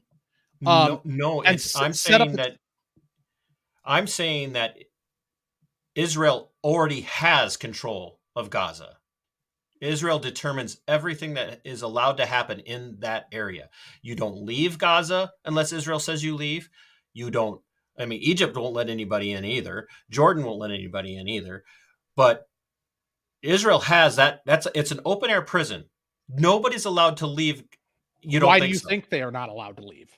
Could it have anything to do with the fact that you have 1,300 or 1,500 terrorists pouring over your borders, going door to door, slaughtering, raping, and decapitating? No, even prior to this, no one, the Palestinian people are not Hamas. They're not Hamas. Yes, they are. All of them. They elected Hamas, for Christ's sake. Okay, they had the opportunity to go with something else. When was the last election? When was the last election? You speak to my point. Whose fault is it that they haven't had an election? Whose fault of it that they don't live free? Whose fault is it that when they receive foreign aid, instead of using it for humanitarian purposes for which it was intended, they repurpose it for terrorist purposes to kill the Jews? Because So that's you what's want in their unarmed charter. civilians to rise up and take on terrorists. You're damn right. What was the American Revolution? Listen. First of all, it wasn't a revolution. Okay. Well, my point is that settle down, man. I said that to make you laugh. The question here is not the relevant question is, what is Israel's moral responsibility? And Israel's moral responsibility is to defend its citizens, to a person, to a man, to a woman, to a child. And that goal, even if it means the annihilation of the entire population of Gaza. You bet. 100%. Really? If 100%, you remember, we had a point in this conversation where I stood in support of Hiroshima and Nagasaki, and you did not. And I understand that there's a moral difference there, but I stand by my moral premise, which is that when you are dealing with a hostile regime that wants you dead, the only acceptable outcome is neutralize. Yes, that is what anarchy means. There is no international governance. So if Iran can drop a nuke on Israel, might makes right. No, I'm not saying that it's moral for Iran to drop a nuke on Israel. What I'm saying is that Iran's an immoral country. Yes, that's right. It is because they don't have moral because they don't have our freedoms. No, because they don't respect the rights of other people to exist. Because they don't have our freedoms. They don't have our view. It's more than just not having our view. Like when Hezbollah has in its charter the destruction of Israel. The destruction of Israel. That is not a difference of opinion. Hezbollah. That is not a difference of opinion. That is not a difference of ideology. That is not, they have a different economic system. That is, so long as they exist, the people in your jurisdiction are under threat, which is an unacceptable condition. The biggest I don't think Hezbollah should be allowed. I don't believe Hezbollah should be allowed to exist. I think they should be destroyed. I think they should be destroyed. Destroying them, but I don't think you destroy. I don't think you destroy innocent people who, And there again, the last election where the actual election, where people was over 30 years ago. So to take it back, there are people, over half the population of Gaza. Over half the population of Gaza wasn't even born. They weren't even born. How on earth are they supposed to affect change? When it's not our problem. That is not Israel's problem. It is not Israel's responsibility to contend with that. This is what it just blows my mind is the implication of saying we shouldn't have dropped the bombs on Hiroshima and Nagasaki is that we should have instead to copy and paste your solution to the Hamas problem, gone door to door across Japan. No, I don't think rooting out military targets. No. Or you're against the bombing of Dresden. So we should have done that. We should have done that in Germany as well. Japan would have been so easy to isolate at the end of that war. That they would have been. I mean, come on. But why would we have done that? Why? So you don't kill thousands of innocent civilians who didn't want to die for their country. The people of Hiroshima and Nagasaki were not signing up to go fight America in America. The exchange rate for your concern for residents in another jurisdiction is your own people dying. Untold soldiers would have died fighting that war, and potentially you could have lost. That's the other thing, is there's no guarantee that you're going to prevail. Was the United States really in danger of being conquered by Japan? They were in danger of losing World War II to the Axis powers, of which Japan was a ally. Absolutely. Japan was the last country standing of the Axis powers. The last country standing. The last country. All the other Axis were gone. They'd already surrendered. They had already surrendered. What I'm suggesting to you is that if you're what I view as an incorrect moral prism were to be applied to the foreign policy of any given nation, that nation would die. And in effect, that's what we're seeing, because Israel, despite your condemnations of Israel's actions since its inception 70 years ago, Israel has largely done exactly what you're talking about. At every opportunity, they have offered concessions. At every opportunity, they've proposed peace deals. They've said, we'll give you land. You talked about the West Bank being conquered and then them planting settlements there.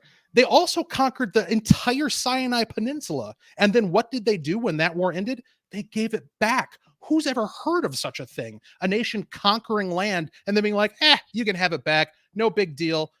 Hopefully that'll settle things and we won't have another conflict. We did it.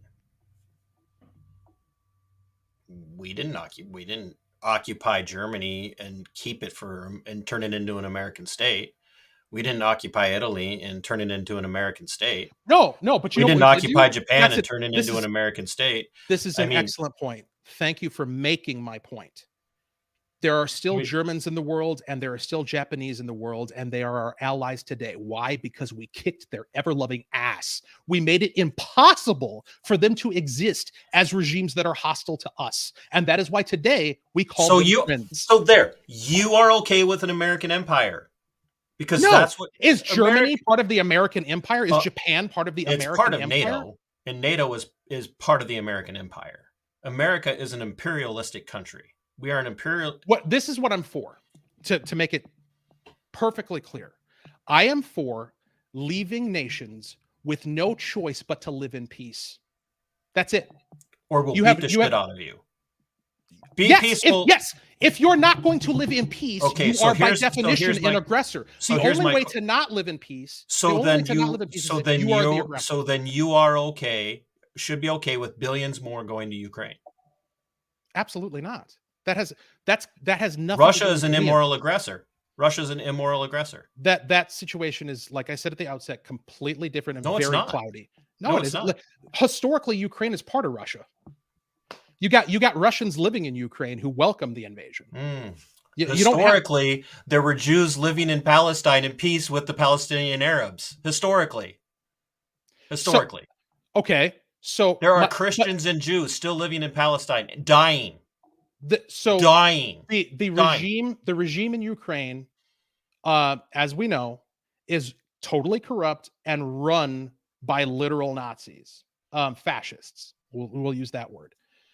There is no moral high ground there. The battle between fascists and communists. But to tear down another, but our goal is to tear down Russia because they're an immoral nation, and then maybe through the process we can moralize Ukraine. Send them billions. Send them billions. I mean, I don't know what point you're trying to make. How many American dollars and how many American soldiers should die helping Israel? Well, look, I don't think that how much money? I don't think that any American troops should be engaged. Well, they're on the way. Well, they're not there for Israel. They are there for our interests. No, the 2,000 that are on the way are there are going for Israel. Do you believe that the United States has a responsibility to preserve international order for its citizens around the world? I believe that if the United States stopped with interventionism, there would be peace in the world. Well, that's a hell of a belief that I find zero actual evidence for. And I'll tell you that, and again, I get where you're coming from on that, because what you're doing is you're extrapolating completely legitimate observations about a corrupt foreign policy infrastructure, a military industrial complex that absolutely does incite conflict in order to perpetuate its own existence and to enrich the lives and the pockets of people who are its constituent members. That is true. That is real. That is a thing that doesn't exist. I'm not denying that. But where I differ with you is that I don't just take that and press copy and then paste it on any given international conflict. But I'm not just copying and pasting. We don't have the time to get into it tonight, in the sense of I can literally not be pulling, like pulling at, imaginary threads. I can literally pull the thread of every conflict the United States has been involved with since World War II, including World War II, where we were pulling the strings to manipulate the situation so that we could justify America's involvement in growth and expansionism and interventionism. Under that premise, I would think that the military-industrial complex would side with you on Hiroshima and Nagasaki. Why put that war to an end when it could have gone on for untold decades, and you could have had the warmongers and the military-industrial complex rose up at the tail end of that war, and really made its power under Eisenhower and throughout Korea. And that's when Eisenhower was like, whoa, this is even too much for me. That's a little too much for me. We're talking about a guy who went along with MacArthur and Patton and gunned down American veterans in Washington, D.C. He counseled against it, but when MacArthur ordered the slaughter of American veterans in Washington, D.C., he was like, okay, you're the boss. I'll do it. You're familiar with that, right? No? All right. It was the veterans, the benefit. I can't remember what they gave it. They do what we all like to do. We gave it a catchy title. Yeah. I know we disagree on this, and I'm not mad at you. I know you think I've lost my gourd, but no. Listen, I'm a guy who I just don't understand. I just don't understand where you're coming from. That's all. Because I love my republic. I love what the republic could be. I love what the republic could be, but it's not. And I don't really believe that when you take a look at the track record of the United States, there again, especially since the end of World War II, we don't have the moral high ground. We're not the good guy of the world. We're not. We've slaughtered thousands and thousands of innocent people around the world. Why did we kill all the Iraqi civilians? What made that okay? We killed thousands of Iraqi civilians. Thousands. We killed thousands of Afghanis who had no idea who they didn't even know who the U.S. was. You talk to service members who were in Afghanistan, and they were talking to Afghani citizens, and they're like, who are you? Well, we're Americans. Well, why are you in our country? Well, we're here because of September 11th, 2001. What's that? Well, that was the day that the Twin Towers came down. Well, what are the Twin Towers? And the Pentagon. Well, what are those things? Well, they were really important things to the United States. Well, who took them down? Well, terrorists flew planes into them. What has that got to do with us? Well, they're hiding in your country. Yeah, but so why are you here? Well, we're here because we're going to make you a free country. I mean, that's literally how these conversations went. And here we are. Thousands of Americans, more Americans died over the last 20-some years of war than were killed on September 11th. Yep. We were lied into the ground war in Iraq. We were lied into the war in Afghanistan. We killed countless innocent civilians and turned them against us. And you know what Osama bin Laden said? He said he didn't think we were going to conquer the United States by more terrorist attacks. Osama bin Laden stated very clearly that his entire goal was to bankrupt the United States, both financially and in, I would say, by implication, morally. And that's what he's done. He did it. He accomplished it. Mission accomplished. Osama bin Laden won. The United States lost. We lost big. And that's exactly the tactic of Hamas. Hamas knows they can't take down Israel. Israel knows Hamas can't take down Israel. They know that. Hamas alone. But what Hamas has managed to do, and I have my theories about how it all happened, there's a lot more. I believe the United States fingers are all over this. That operation was totally right out of the United States Special Operations playbook. So the Iranians didn't coordinate it, but the U.S. did. I'm not saying the U.S. as a whole did, but I would be very surprised would not be surprised to find out that Black Ops units were involved in training and preparing for this. They want to take down Iran, and Hamas knows they cannot take down Israel. The only way for this to work is to elicit the response that Israel is giving them. Turkey today, Erdogan said, Israel stops, or Turkey's going to get involved. And Turkey has been the biggest suer for peace. And when I say sewer, I don't mean sewer water. I mean, they've been suing for peace in a lot of situations. They're saying enough is enough. Turkey what has Israel even done? They haven't even done anything in response yet.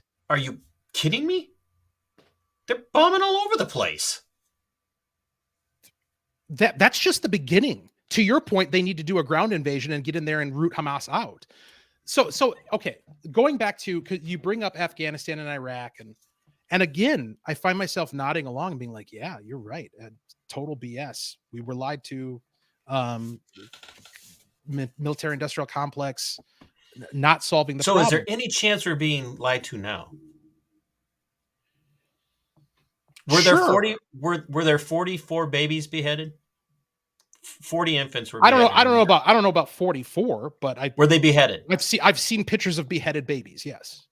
And if you actually get outside of the US media bubble and you look at what Hamas is saying about what they did and what Iran is celebrating about what they did, you'll find those details. But I want to drag it back to I mean, even the IDF and the Israeli state have walked back and said, we have no proof. We have no proof that Hamas actually beheaded babies. Israel has said that. We have no proof. None.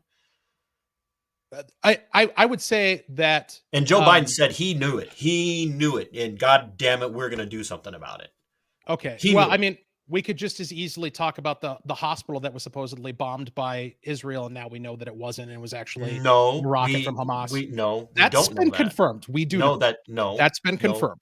But my point is, confirmed by who? Matter. Who is it confirmed by? Check any given media report.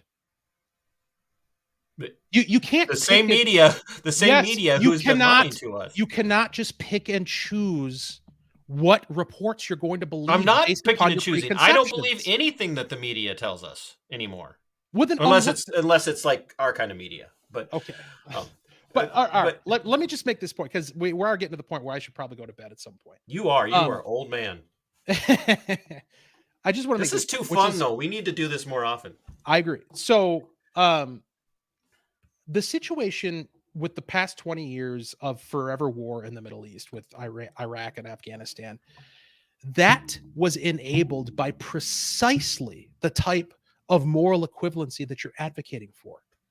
Because it was all the whole idea of we're going to spread democracy across the world is exactly the type of paternalistic, we're going to take responsibility for citizens outside our jurisdiction nonsense that, frankly, you cited earlier as to why Israel should be concerned about a citizen in Gaza as opposed to their own citizens. Like, no, that is not fair. And I know we can't go on much longer, but that is not fair. And you know me better than that. I am saying that the moral aspect, and I'm a just war doctrine person, not a Ayn Randian objectivist war doctrine. Yeah, we're gonna have to agree to disagree on that, but go ahead. I believe in just war, but I also believe that the moral high ground, if Israel truly has a moral high ground, then they have to maintain that moral high ground and not resort to the very tactics that are causing them to respond. And this is the thing. Hamas knew it would trigger this. Hamas knew it would trigger this kind of response, regardless of who's behind Hamas. Regardless, Iran, some other secret players. Mossad's been known to do shit like this. The CIA is definitely known to do things like this. Destabilization for the sake of destabilization. What the moral thing in this situation is to respond at a level of morality and still get what you are intending to accomplish, which in this case is you hunt these people down. I mean, come on, man. Israel could hunt down Germans. Israel could hunt down Germans around the world in clandestine operations and bring thousands of German prison guards and leaders, Third Reich leaders, to justice from around the world. But we have to believe that they don't have the precision ability to go in and hunt down Hamas. They're the wealthiest country in the world in that region, wealthiest country in that region per capita, outside of maybe Saudi. And at the same time, more well equipped than any other nation besides the United States to do exactly what I'm talking about. And yet we are going to call it moral because they have a right to exist. I'm not saying they don't. They do have a right to exist, but they don't have the right to kill other people, innocent non-combatants, because their innocent non-combatants were killed. That's not moral. That's actually monstrous. It's monstrous to do that. And maybe you'll dispute the scenario, the context that I'm trying to lay out here, but you have one side that is willing to strike by surprise, invade territory, go house to house, murder, rape, behead, I'll say. And then when they retreat back to their territory, they hide in schools. They hide their ammunition under hospitals. It's dirty. It's dirty as hell. So you're suggesting that Israel and Israeli citizens should endure the continued present threat of that happening again and again and again in order to spare the lives of Gaza residents? Why? No, what moral? Why? When I look at my kid, my two sons in their bed, why should I for 1 second even endanger their lives for the sake of somebody else? Absolutely not. I'm not saying you should. But that is what you're saying when you say that we need to go soft on in enemy state or in enemy regime, an enemy group. Going door to door is not going soft. It's sure bloody dirty. No, it's not. It's bloody dirty work, and I wouldn't wish it on anybody. But I also don't wish having my neighbor's home. How do you differentiate who the good guys and the bad guys are? How do you differentiate who's innocent and who's not? You just had 1,500 people come across your border and slaughter and kill people left and right, door to door. How do you go through are they dressed in different color costumes? Are they in uniform? You're talking about people, again, who are hiding in hospitals, hiding in schools, hiding amongst the populace, encouraging their populace to stick around and stay in harm's way and not respond to those warnings that Israel's giving. Do you believe that if Israel accomplishes what you're asking for, that is going to make Israel a nation of peace? Will they be at peace, or will it rise up all of the Arab nations around them to come out, Muslim nations around them? You know it will. Perhaps which will then Perhaps a reckoning is due. A reckoning was due in World War II, and the result of it was decades of peace with Germany and Japan and Italy, right? Maybe a reckoning is due. Like, I know for a fact, because I have, and So I you have are ready to commit American troops to die in this? not under the current circumstances, no. Because that's what's coming. Yeah. If Israel keeps this up and the United States keeps sending money and equipment and ships and has promised to bomb on behalf of Israel, they've promised to hit targets on behalf of Israel already. They've already made that promise. We've got troops on the way, not to rescue Americans, but to aid as medical and other professional help. Just like we, were advisors in Vietnam. Americans are set to die here. We're set to die. My fellow vet, I'm not my fellow vets. These active duty military people that I would call my brothers in arms, are going to die. They're on their way to die. We've got troops on the ground in Ukraine. Mhm. That's a fact. We know this now. We know this now. We're about to put troops on the ground in this conflict. When is it enough? When does the United States get to step back? And I'm not saying there's never a time for anything, but when do we get to step back and say, you're on your own? We're not funding this anymore. My tax dollars. I don't want my money that I work for going anywhere to kill anybody. And I don't want to see another soldier, another Marine, another airman, another seaman, another sailor. I don't want to see another one come home from living through that, because that's what's coming, and not get the care that they need, because we're busy sending all of our money and all of our aid and all of our support all over the goddamn world. And our vets are coming home and they're putting guns in their mouths and they're blowing their heads off for what they saw, for what they've been forced to do. Not another life, not another American life. That's what matters to me. My moral high ground is not one more American soldier forced to kill a little brown man or a little white man or whatever in another country, because we want the war. And that's what the regime wants. They want the war. And there's a whole reason why they want it.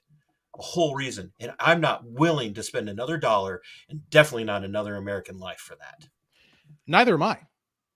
And I think that's where we align. And it's not clear. I don't think we've been able to drill down, even in this 2-hour conversation. It's because it's you and me.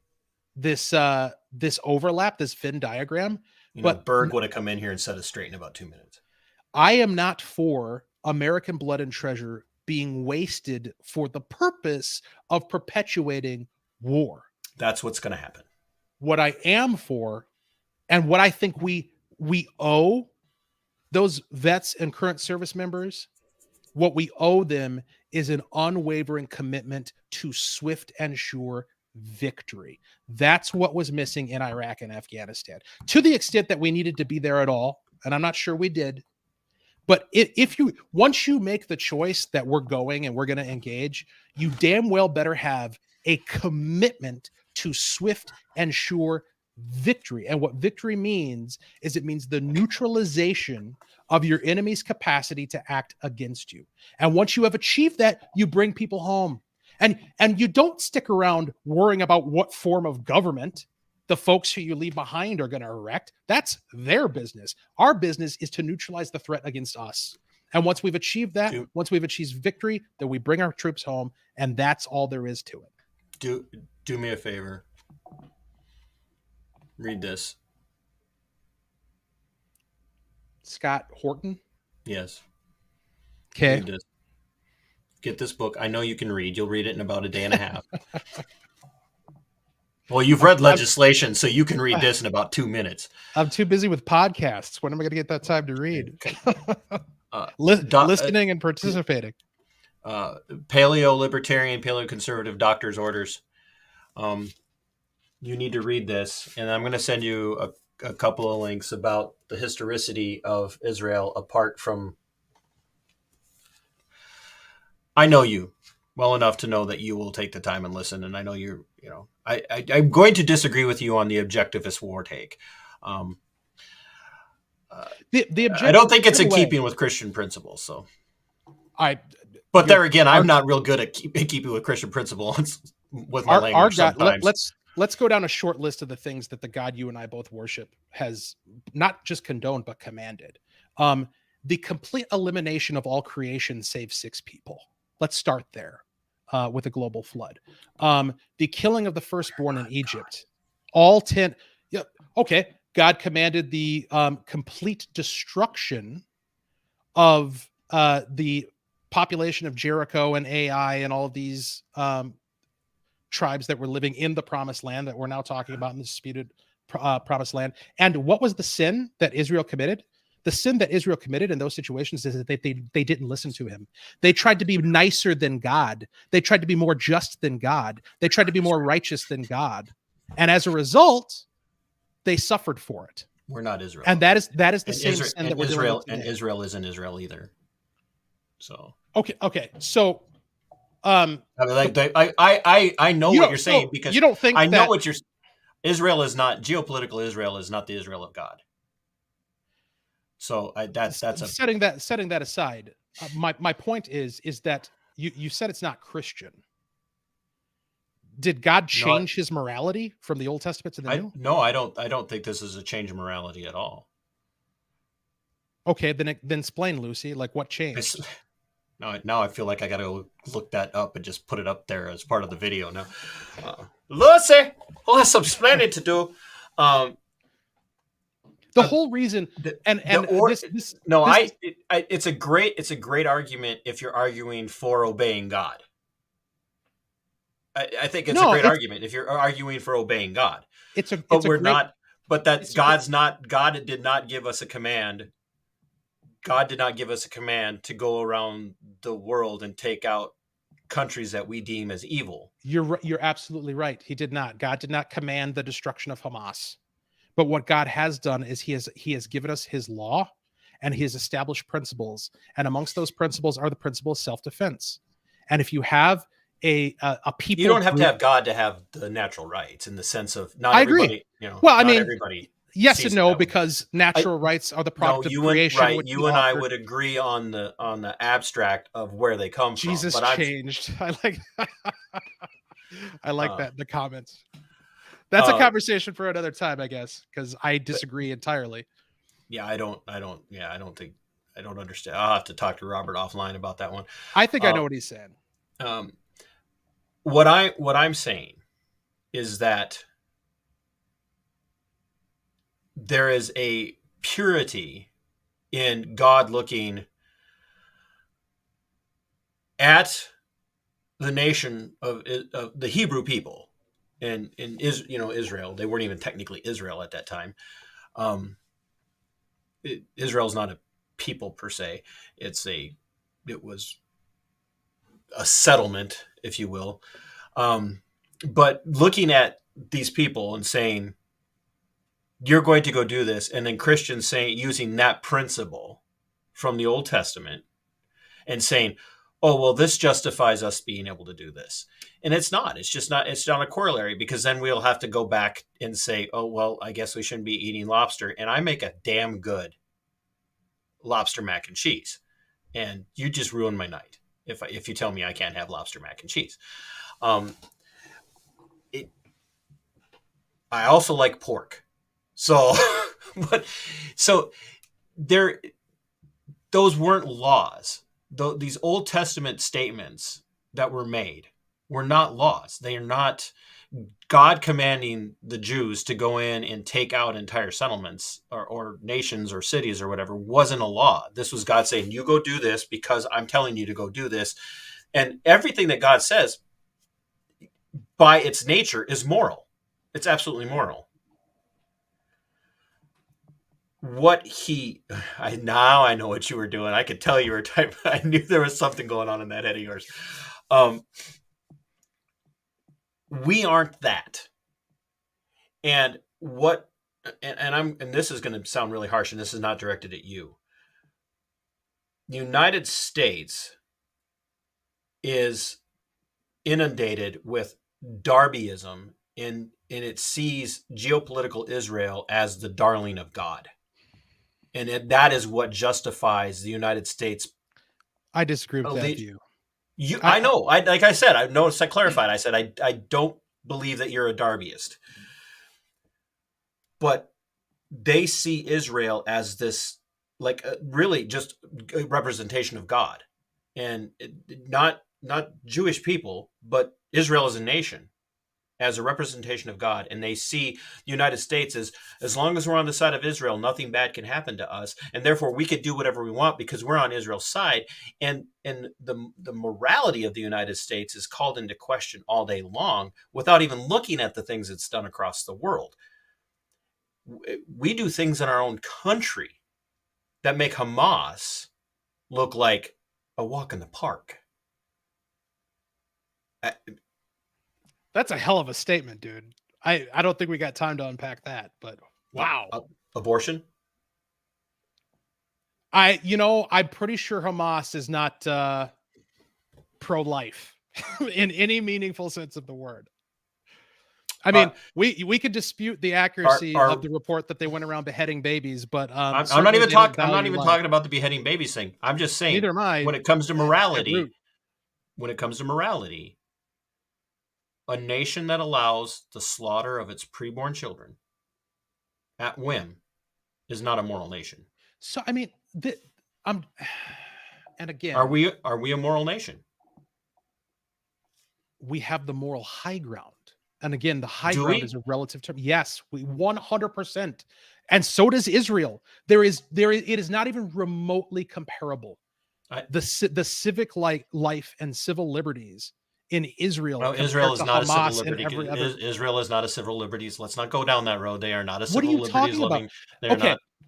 Do Arabs have to fear for their life in Israel?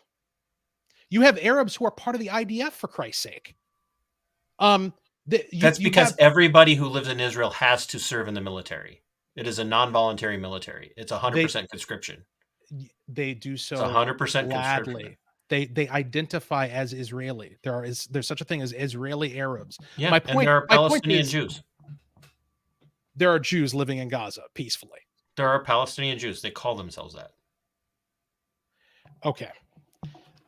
I don't know. I don't know how to. We've reached an impasse there, because if you're trying to suggest that Israel is on par with Hamas, which you basically just said regarding America and Hamas, I don't know where to go from there. I'm saying if we're going to use the moral high ground argument, then we better damn sure make sure we actually are on the moral high ground. And I don't see the United States as on the moral high ground, because I don't see any country in the world as being morally superior to the next, because we are all led by wicked, evil men. You name a country that's not led by a wicked, evil person who's a representation of the people. You said that the people who lead us are represented. They represent us. So therefore, Joe Biden represents you, and that man is an evil man. All right, this is legitimate. Trying to understand your position question.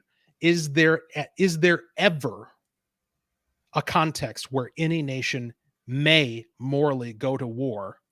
And if so, how does that play out, and how is it resolved? I think that's a great question. It's a wonderful question.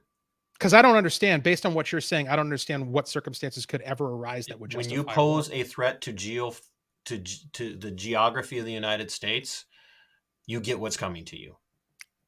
When you pose a threat to the geography of Israel, you get what's coming to you. But I'm not going to kill your civilians to do it. Oh, okay.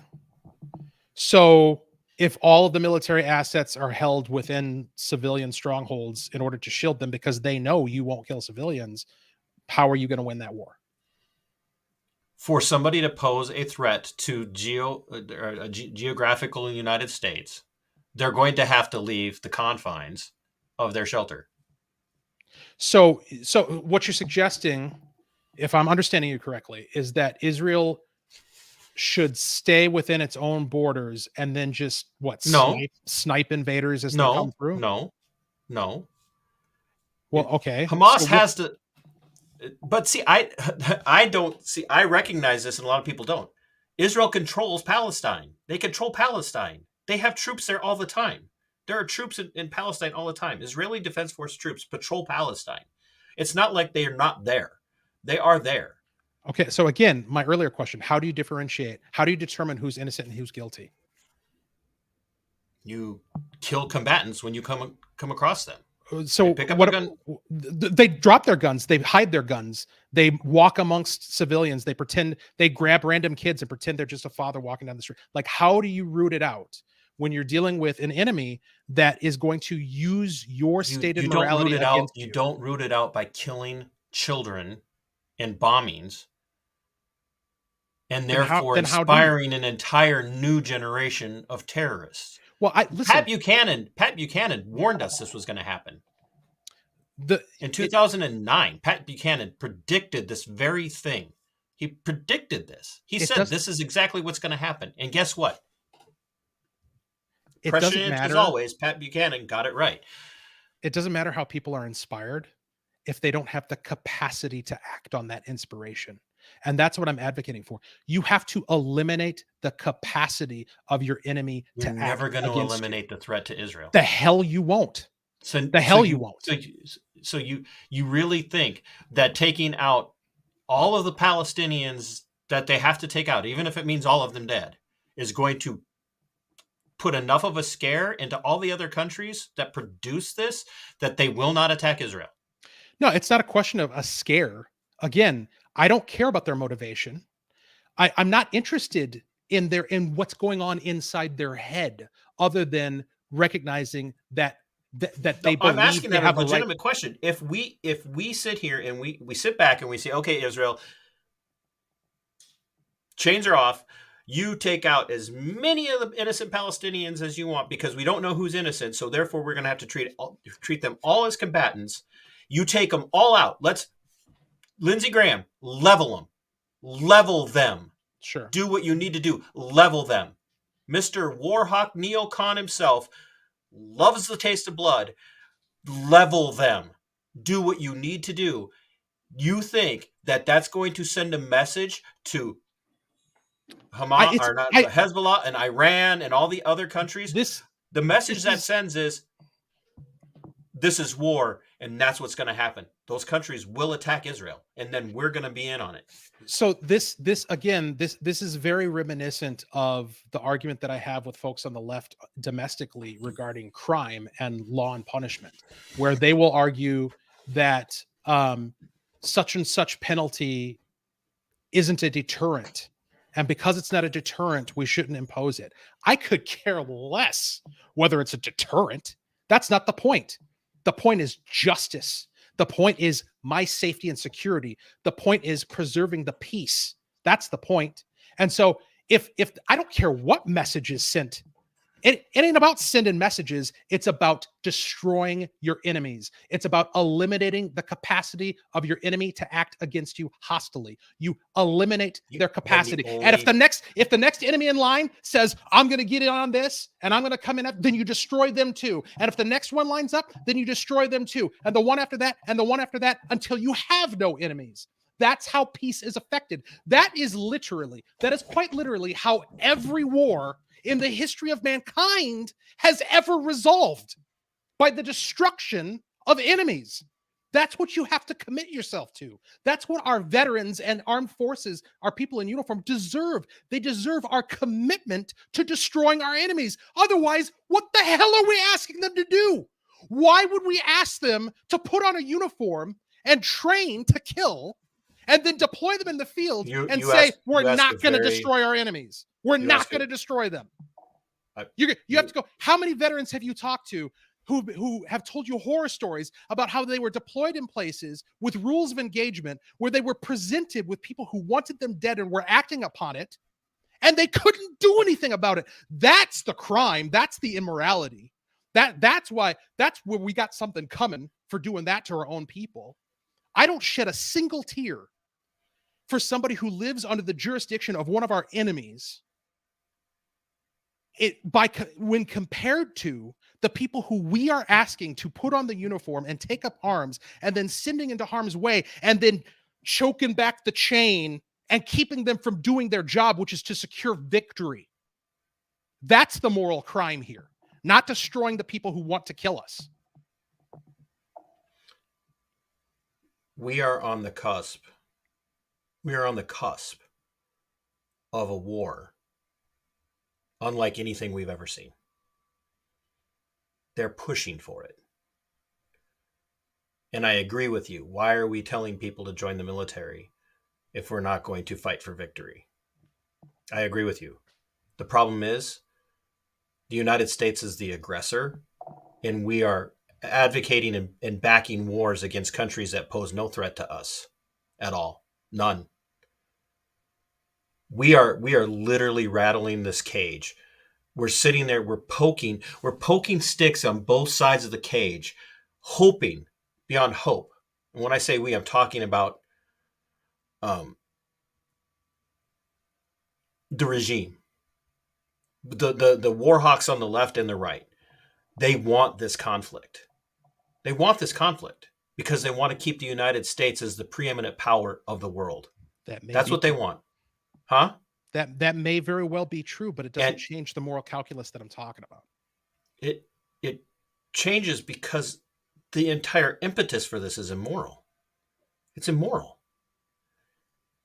And no, I know you made a reference to you sound like one of these lefties, and I'm not. I'm not a lefty. I'm just being very I didn't consistent. say you sounded like one of the lefties. I'm just saying it well, reminds now me I got of the Chad. Now I got dynamic. Chad telling me that I'm New World Order, or what is that? What is WNE? I don't even know what that is. I don't know what that stands for either. But I'm not a war hawk anymore. Yeah. I was there. I'm for peace. And I'm not saying peace at all costs, because if you threaten the United States, you're going to get your ass kicked. If you threaten the United States, yeah, nobody's going to threaten us. But I don't think we should be intervening and entangling alliances, because I'm Jeffersonian, with anyone outside of the U.S.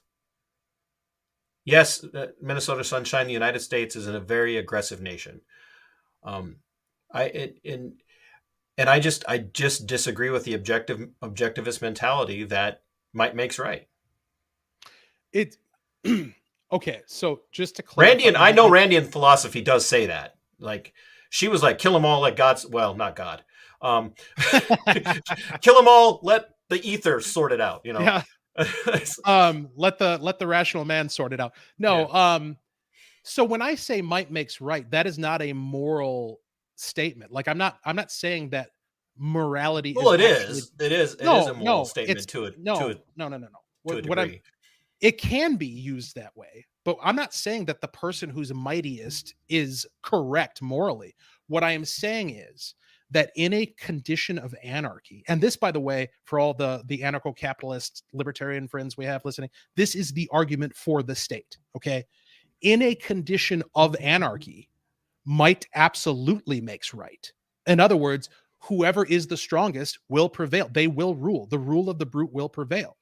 And so it's not a question of the question of who is morally correct is a separate consideration from the question of who will prevail in the conflict. And in the question of who will prevail in the conflict, might absolutely makes right. Absolutely it does. The person who has the power is going to win. Which then brings it back to whatever country has the most bombs wins, and therefore can declare themselves morally right. Well, because the victor writes the history books, right? Yes, but there's a difference between just declaring yourself to be morally right and actually having the bona fides. Thus, the Confederate States were all a bunch of immoral, inbred monsters that deserved everything they got, which is patently untrue. And the more we look at history, we know that most of the monstrous acts came from the North. But that's okay, because they had the moral high ground, which they didn't. And that's my problem with this war mentality of, well, we've got the moral high ground, so we're justified in this. The United States has the moral high ground, so we are justified in the things that we do. Yet you yourself have said a lot of what we've done over the last 20 plus years, especially, has been immoral. the justifications for getting into all of the wars that we've been in for the wars, these conflicts we've been in for the last 20 years have all been lies, built lie upon lie upon lie upon lie upon lie. That is an argument for not lying anymore and for not getting, you know what I'm saying? Like, no, I would agree with you. That would be a great argument for not lying anymore. But do you realize you're a politician? You know what they do. Yeah, but my that was a joke. What I'm saying is that you can't have as your prescription like this kind of like self-flagellating of like we're going to beat ourselves up for all the bad things we've ever done. Oh God, no! There's nothing I can do to take. I don't bring that stuff up for self-flagellation. I don't bring that up. I bring it up to point out that we haven't been this moral country that we've been told we are. And that's there again. I love my country. I would fight to defend my country from foreign invaders and foreign threats and from threats from within. I would do that. I absolutely would. But when we insert through interventionism, aggressive interventionism around the world, we are no longer operating as a moral cause. We're operating as a military monstrous organization. 100%. And it backfires. The CIA coined the phrase blowback. Sure. That all these things, they're like, all these things that we're doing are going to cause blowback. And then when the blowback comes, we respond to the blowback, which then causes more blowback. And then it's just this never ending avalanche of blowback caused by American interventionism. And had paleoconservatism and paleolibertarianism won the day, which they should have done, we would be a country of anti-interventionism. But instead, we've been told by the left for many, many years, we have to go and involve ourselves in all of these things because it's the right thing to do. And then the war hawks on the right have said, you know what, that's absolutely, when the two sides agree, we have a problem. Yeah, no, you're right. We have a problem. We've gone at this for way too long, and I really appreciate it. So I'll let you close. Well, I'll just say, look, this has been fun, by the way. It has. You got a little heated. Yeah. Well, that's how I am. Hope I didn't blow you out of your seat. No, gosh, no. You've heard my language sometimes. I bet I never get an invite on anybody's shows that you go on though after tonight.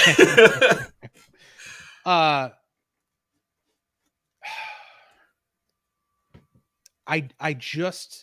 do not believe in a cumulative moral calculus where you say, well, because we've done this and because we've done that and because we're doing this wrong or we're doing that wrong, then that means we don't have the right, or Israel in this case doesn't have the right to react correctly in this instance to this occurrence. The answer to interventionism is not to continue interventionism, but it is also not to lay down and take it when the blowback comes, because that's not a winning strategy either. Like I feel as though there's this, like you're either a neocon warmonger, or you're a paleoconservative or however you want to characterize it, anti-war. Oh, I'm definitely anti-war. Either sides. I am not anti-war. I am anti. Let's put it this way. I'm anti-war in the sense that I am for the condition which ends war, and that condition is victory. That's it. That the only answer to war is victory, and the people who have it is absolutely critical that whoever achieves victory has the moral high ground. And again, my definition of high ground is relative to everyone else, and in particular, relative to your enemy. If you do not secure victory against your enemy, then you are ceding control, you are surrendering, quite literally, to their domain. And that is not an acceptable condition. And there's no harms or hurts or sins or wrongs that the United States of America or the state of Israel has committed that to my mind justifies to any degree ceding jurisdiction over relatively free people to an organization like Hamas. And that's where I'll leave it. I appreciate it, TC. I know you're chomping at the bit to respond to that. I will. I'm gonna let your words just rest. That's it. I'm gonna let your words All rest. And This will I think- continue, no doubt. I think you are well versed in your position. I reject the objectivist perspective on this. I do, and I am very much for peace, and very much against American involvement in wars outside of our borders. We need to stop sending money. We need to stop sending troops. We need to close all of our military bases around the world. We need to bring all of our troops home. We need to stop giving money to Israel. We need to stop giving money to all countries. We can't even take care of our own people. And yet we're running the Ukrainian government, like literally. We were going to shut our government down, but still give billions of dollars to fund their pensions and their government. Yeah, which ultimately we know is coming back to the United States via the Bidens. Right. But like the meme says, when your laundromat's doing such a good job, you open a second one and it's a picture of the Ukrainian flag on a washing machine and a picture of the Israeli flag on another washing machine. It's a bad joke, but it's funny. I'm done. I cannot hear another story like Bob and Sue Seifert's son, Garrett,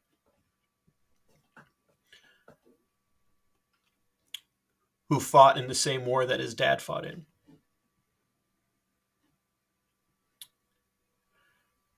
His dad was Special Forces, and Garrett was a Ranger. And they literally fought in the same war. Yeah. And Garrett comes home and is abandoned by his country.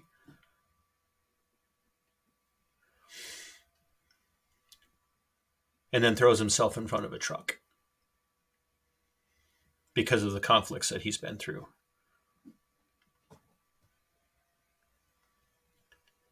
And Garrett's life is far more important to me than any Israeli will ever be. And that's what I want to see end.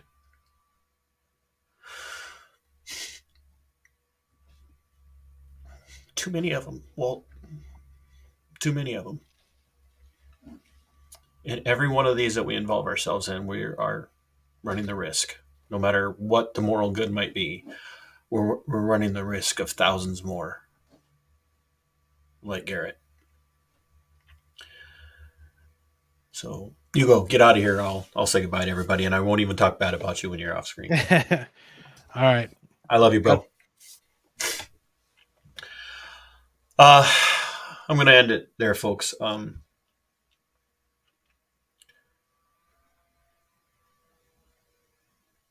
not a lefty, closeted or otherwise, but I'm also not a Republican or a Democrat. I'm not a libertarian. I'm not affiliated with any party. My views and my opinions are mine. But they're hard fought and hard won. And if you like me when I talk about holding authorities on the left accountable, then you should like me when I talk about holding authorities on the right accountable. If you like me when I talk about being against authoritarianism in the United States, then you should like me when I talk about being against authoritarianism in other parts of the world. I'm the whole package. You either like me and respect me because of my views, or you don't. And we don't have to agree on 100% of things to be friends. And I actually respect my hate watchers too. I love my hate watchers, especially if they're in the FBI. Yeah, maybe they'll learn something.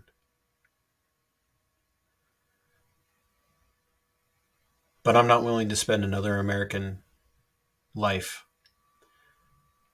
on anybody. in the world. There's not one country, one nation outside of the United States that's worth one American life. And until we can start getting things right here at home, we need to stop being worried about getting things right elsewhere in the world. Maybe when we can finally show that we give a damn about life in the United States and actually give a damn about democracy and a constitutional republic here in the U.S., we can worry about how other countries are governed.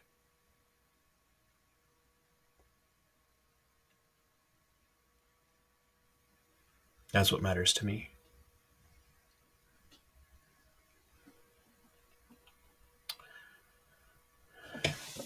As Monica so nicely handcrafted this sign for me, fight for your liberty.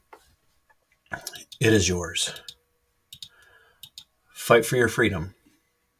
It belongs to you. Sic Semper Tyrannis. We are go for liftoff in T-minus 30. Stand by for further instructions, Minnesota Black Robe Regiment. Secondary guidance systems engaged. Minnesota Black Robe Regiment, it will be on my mark.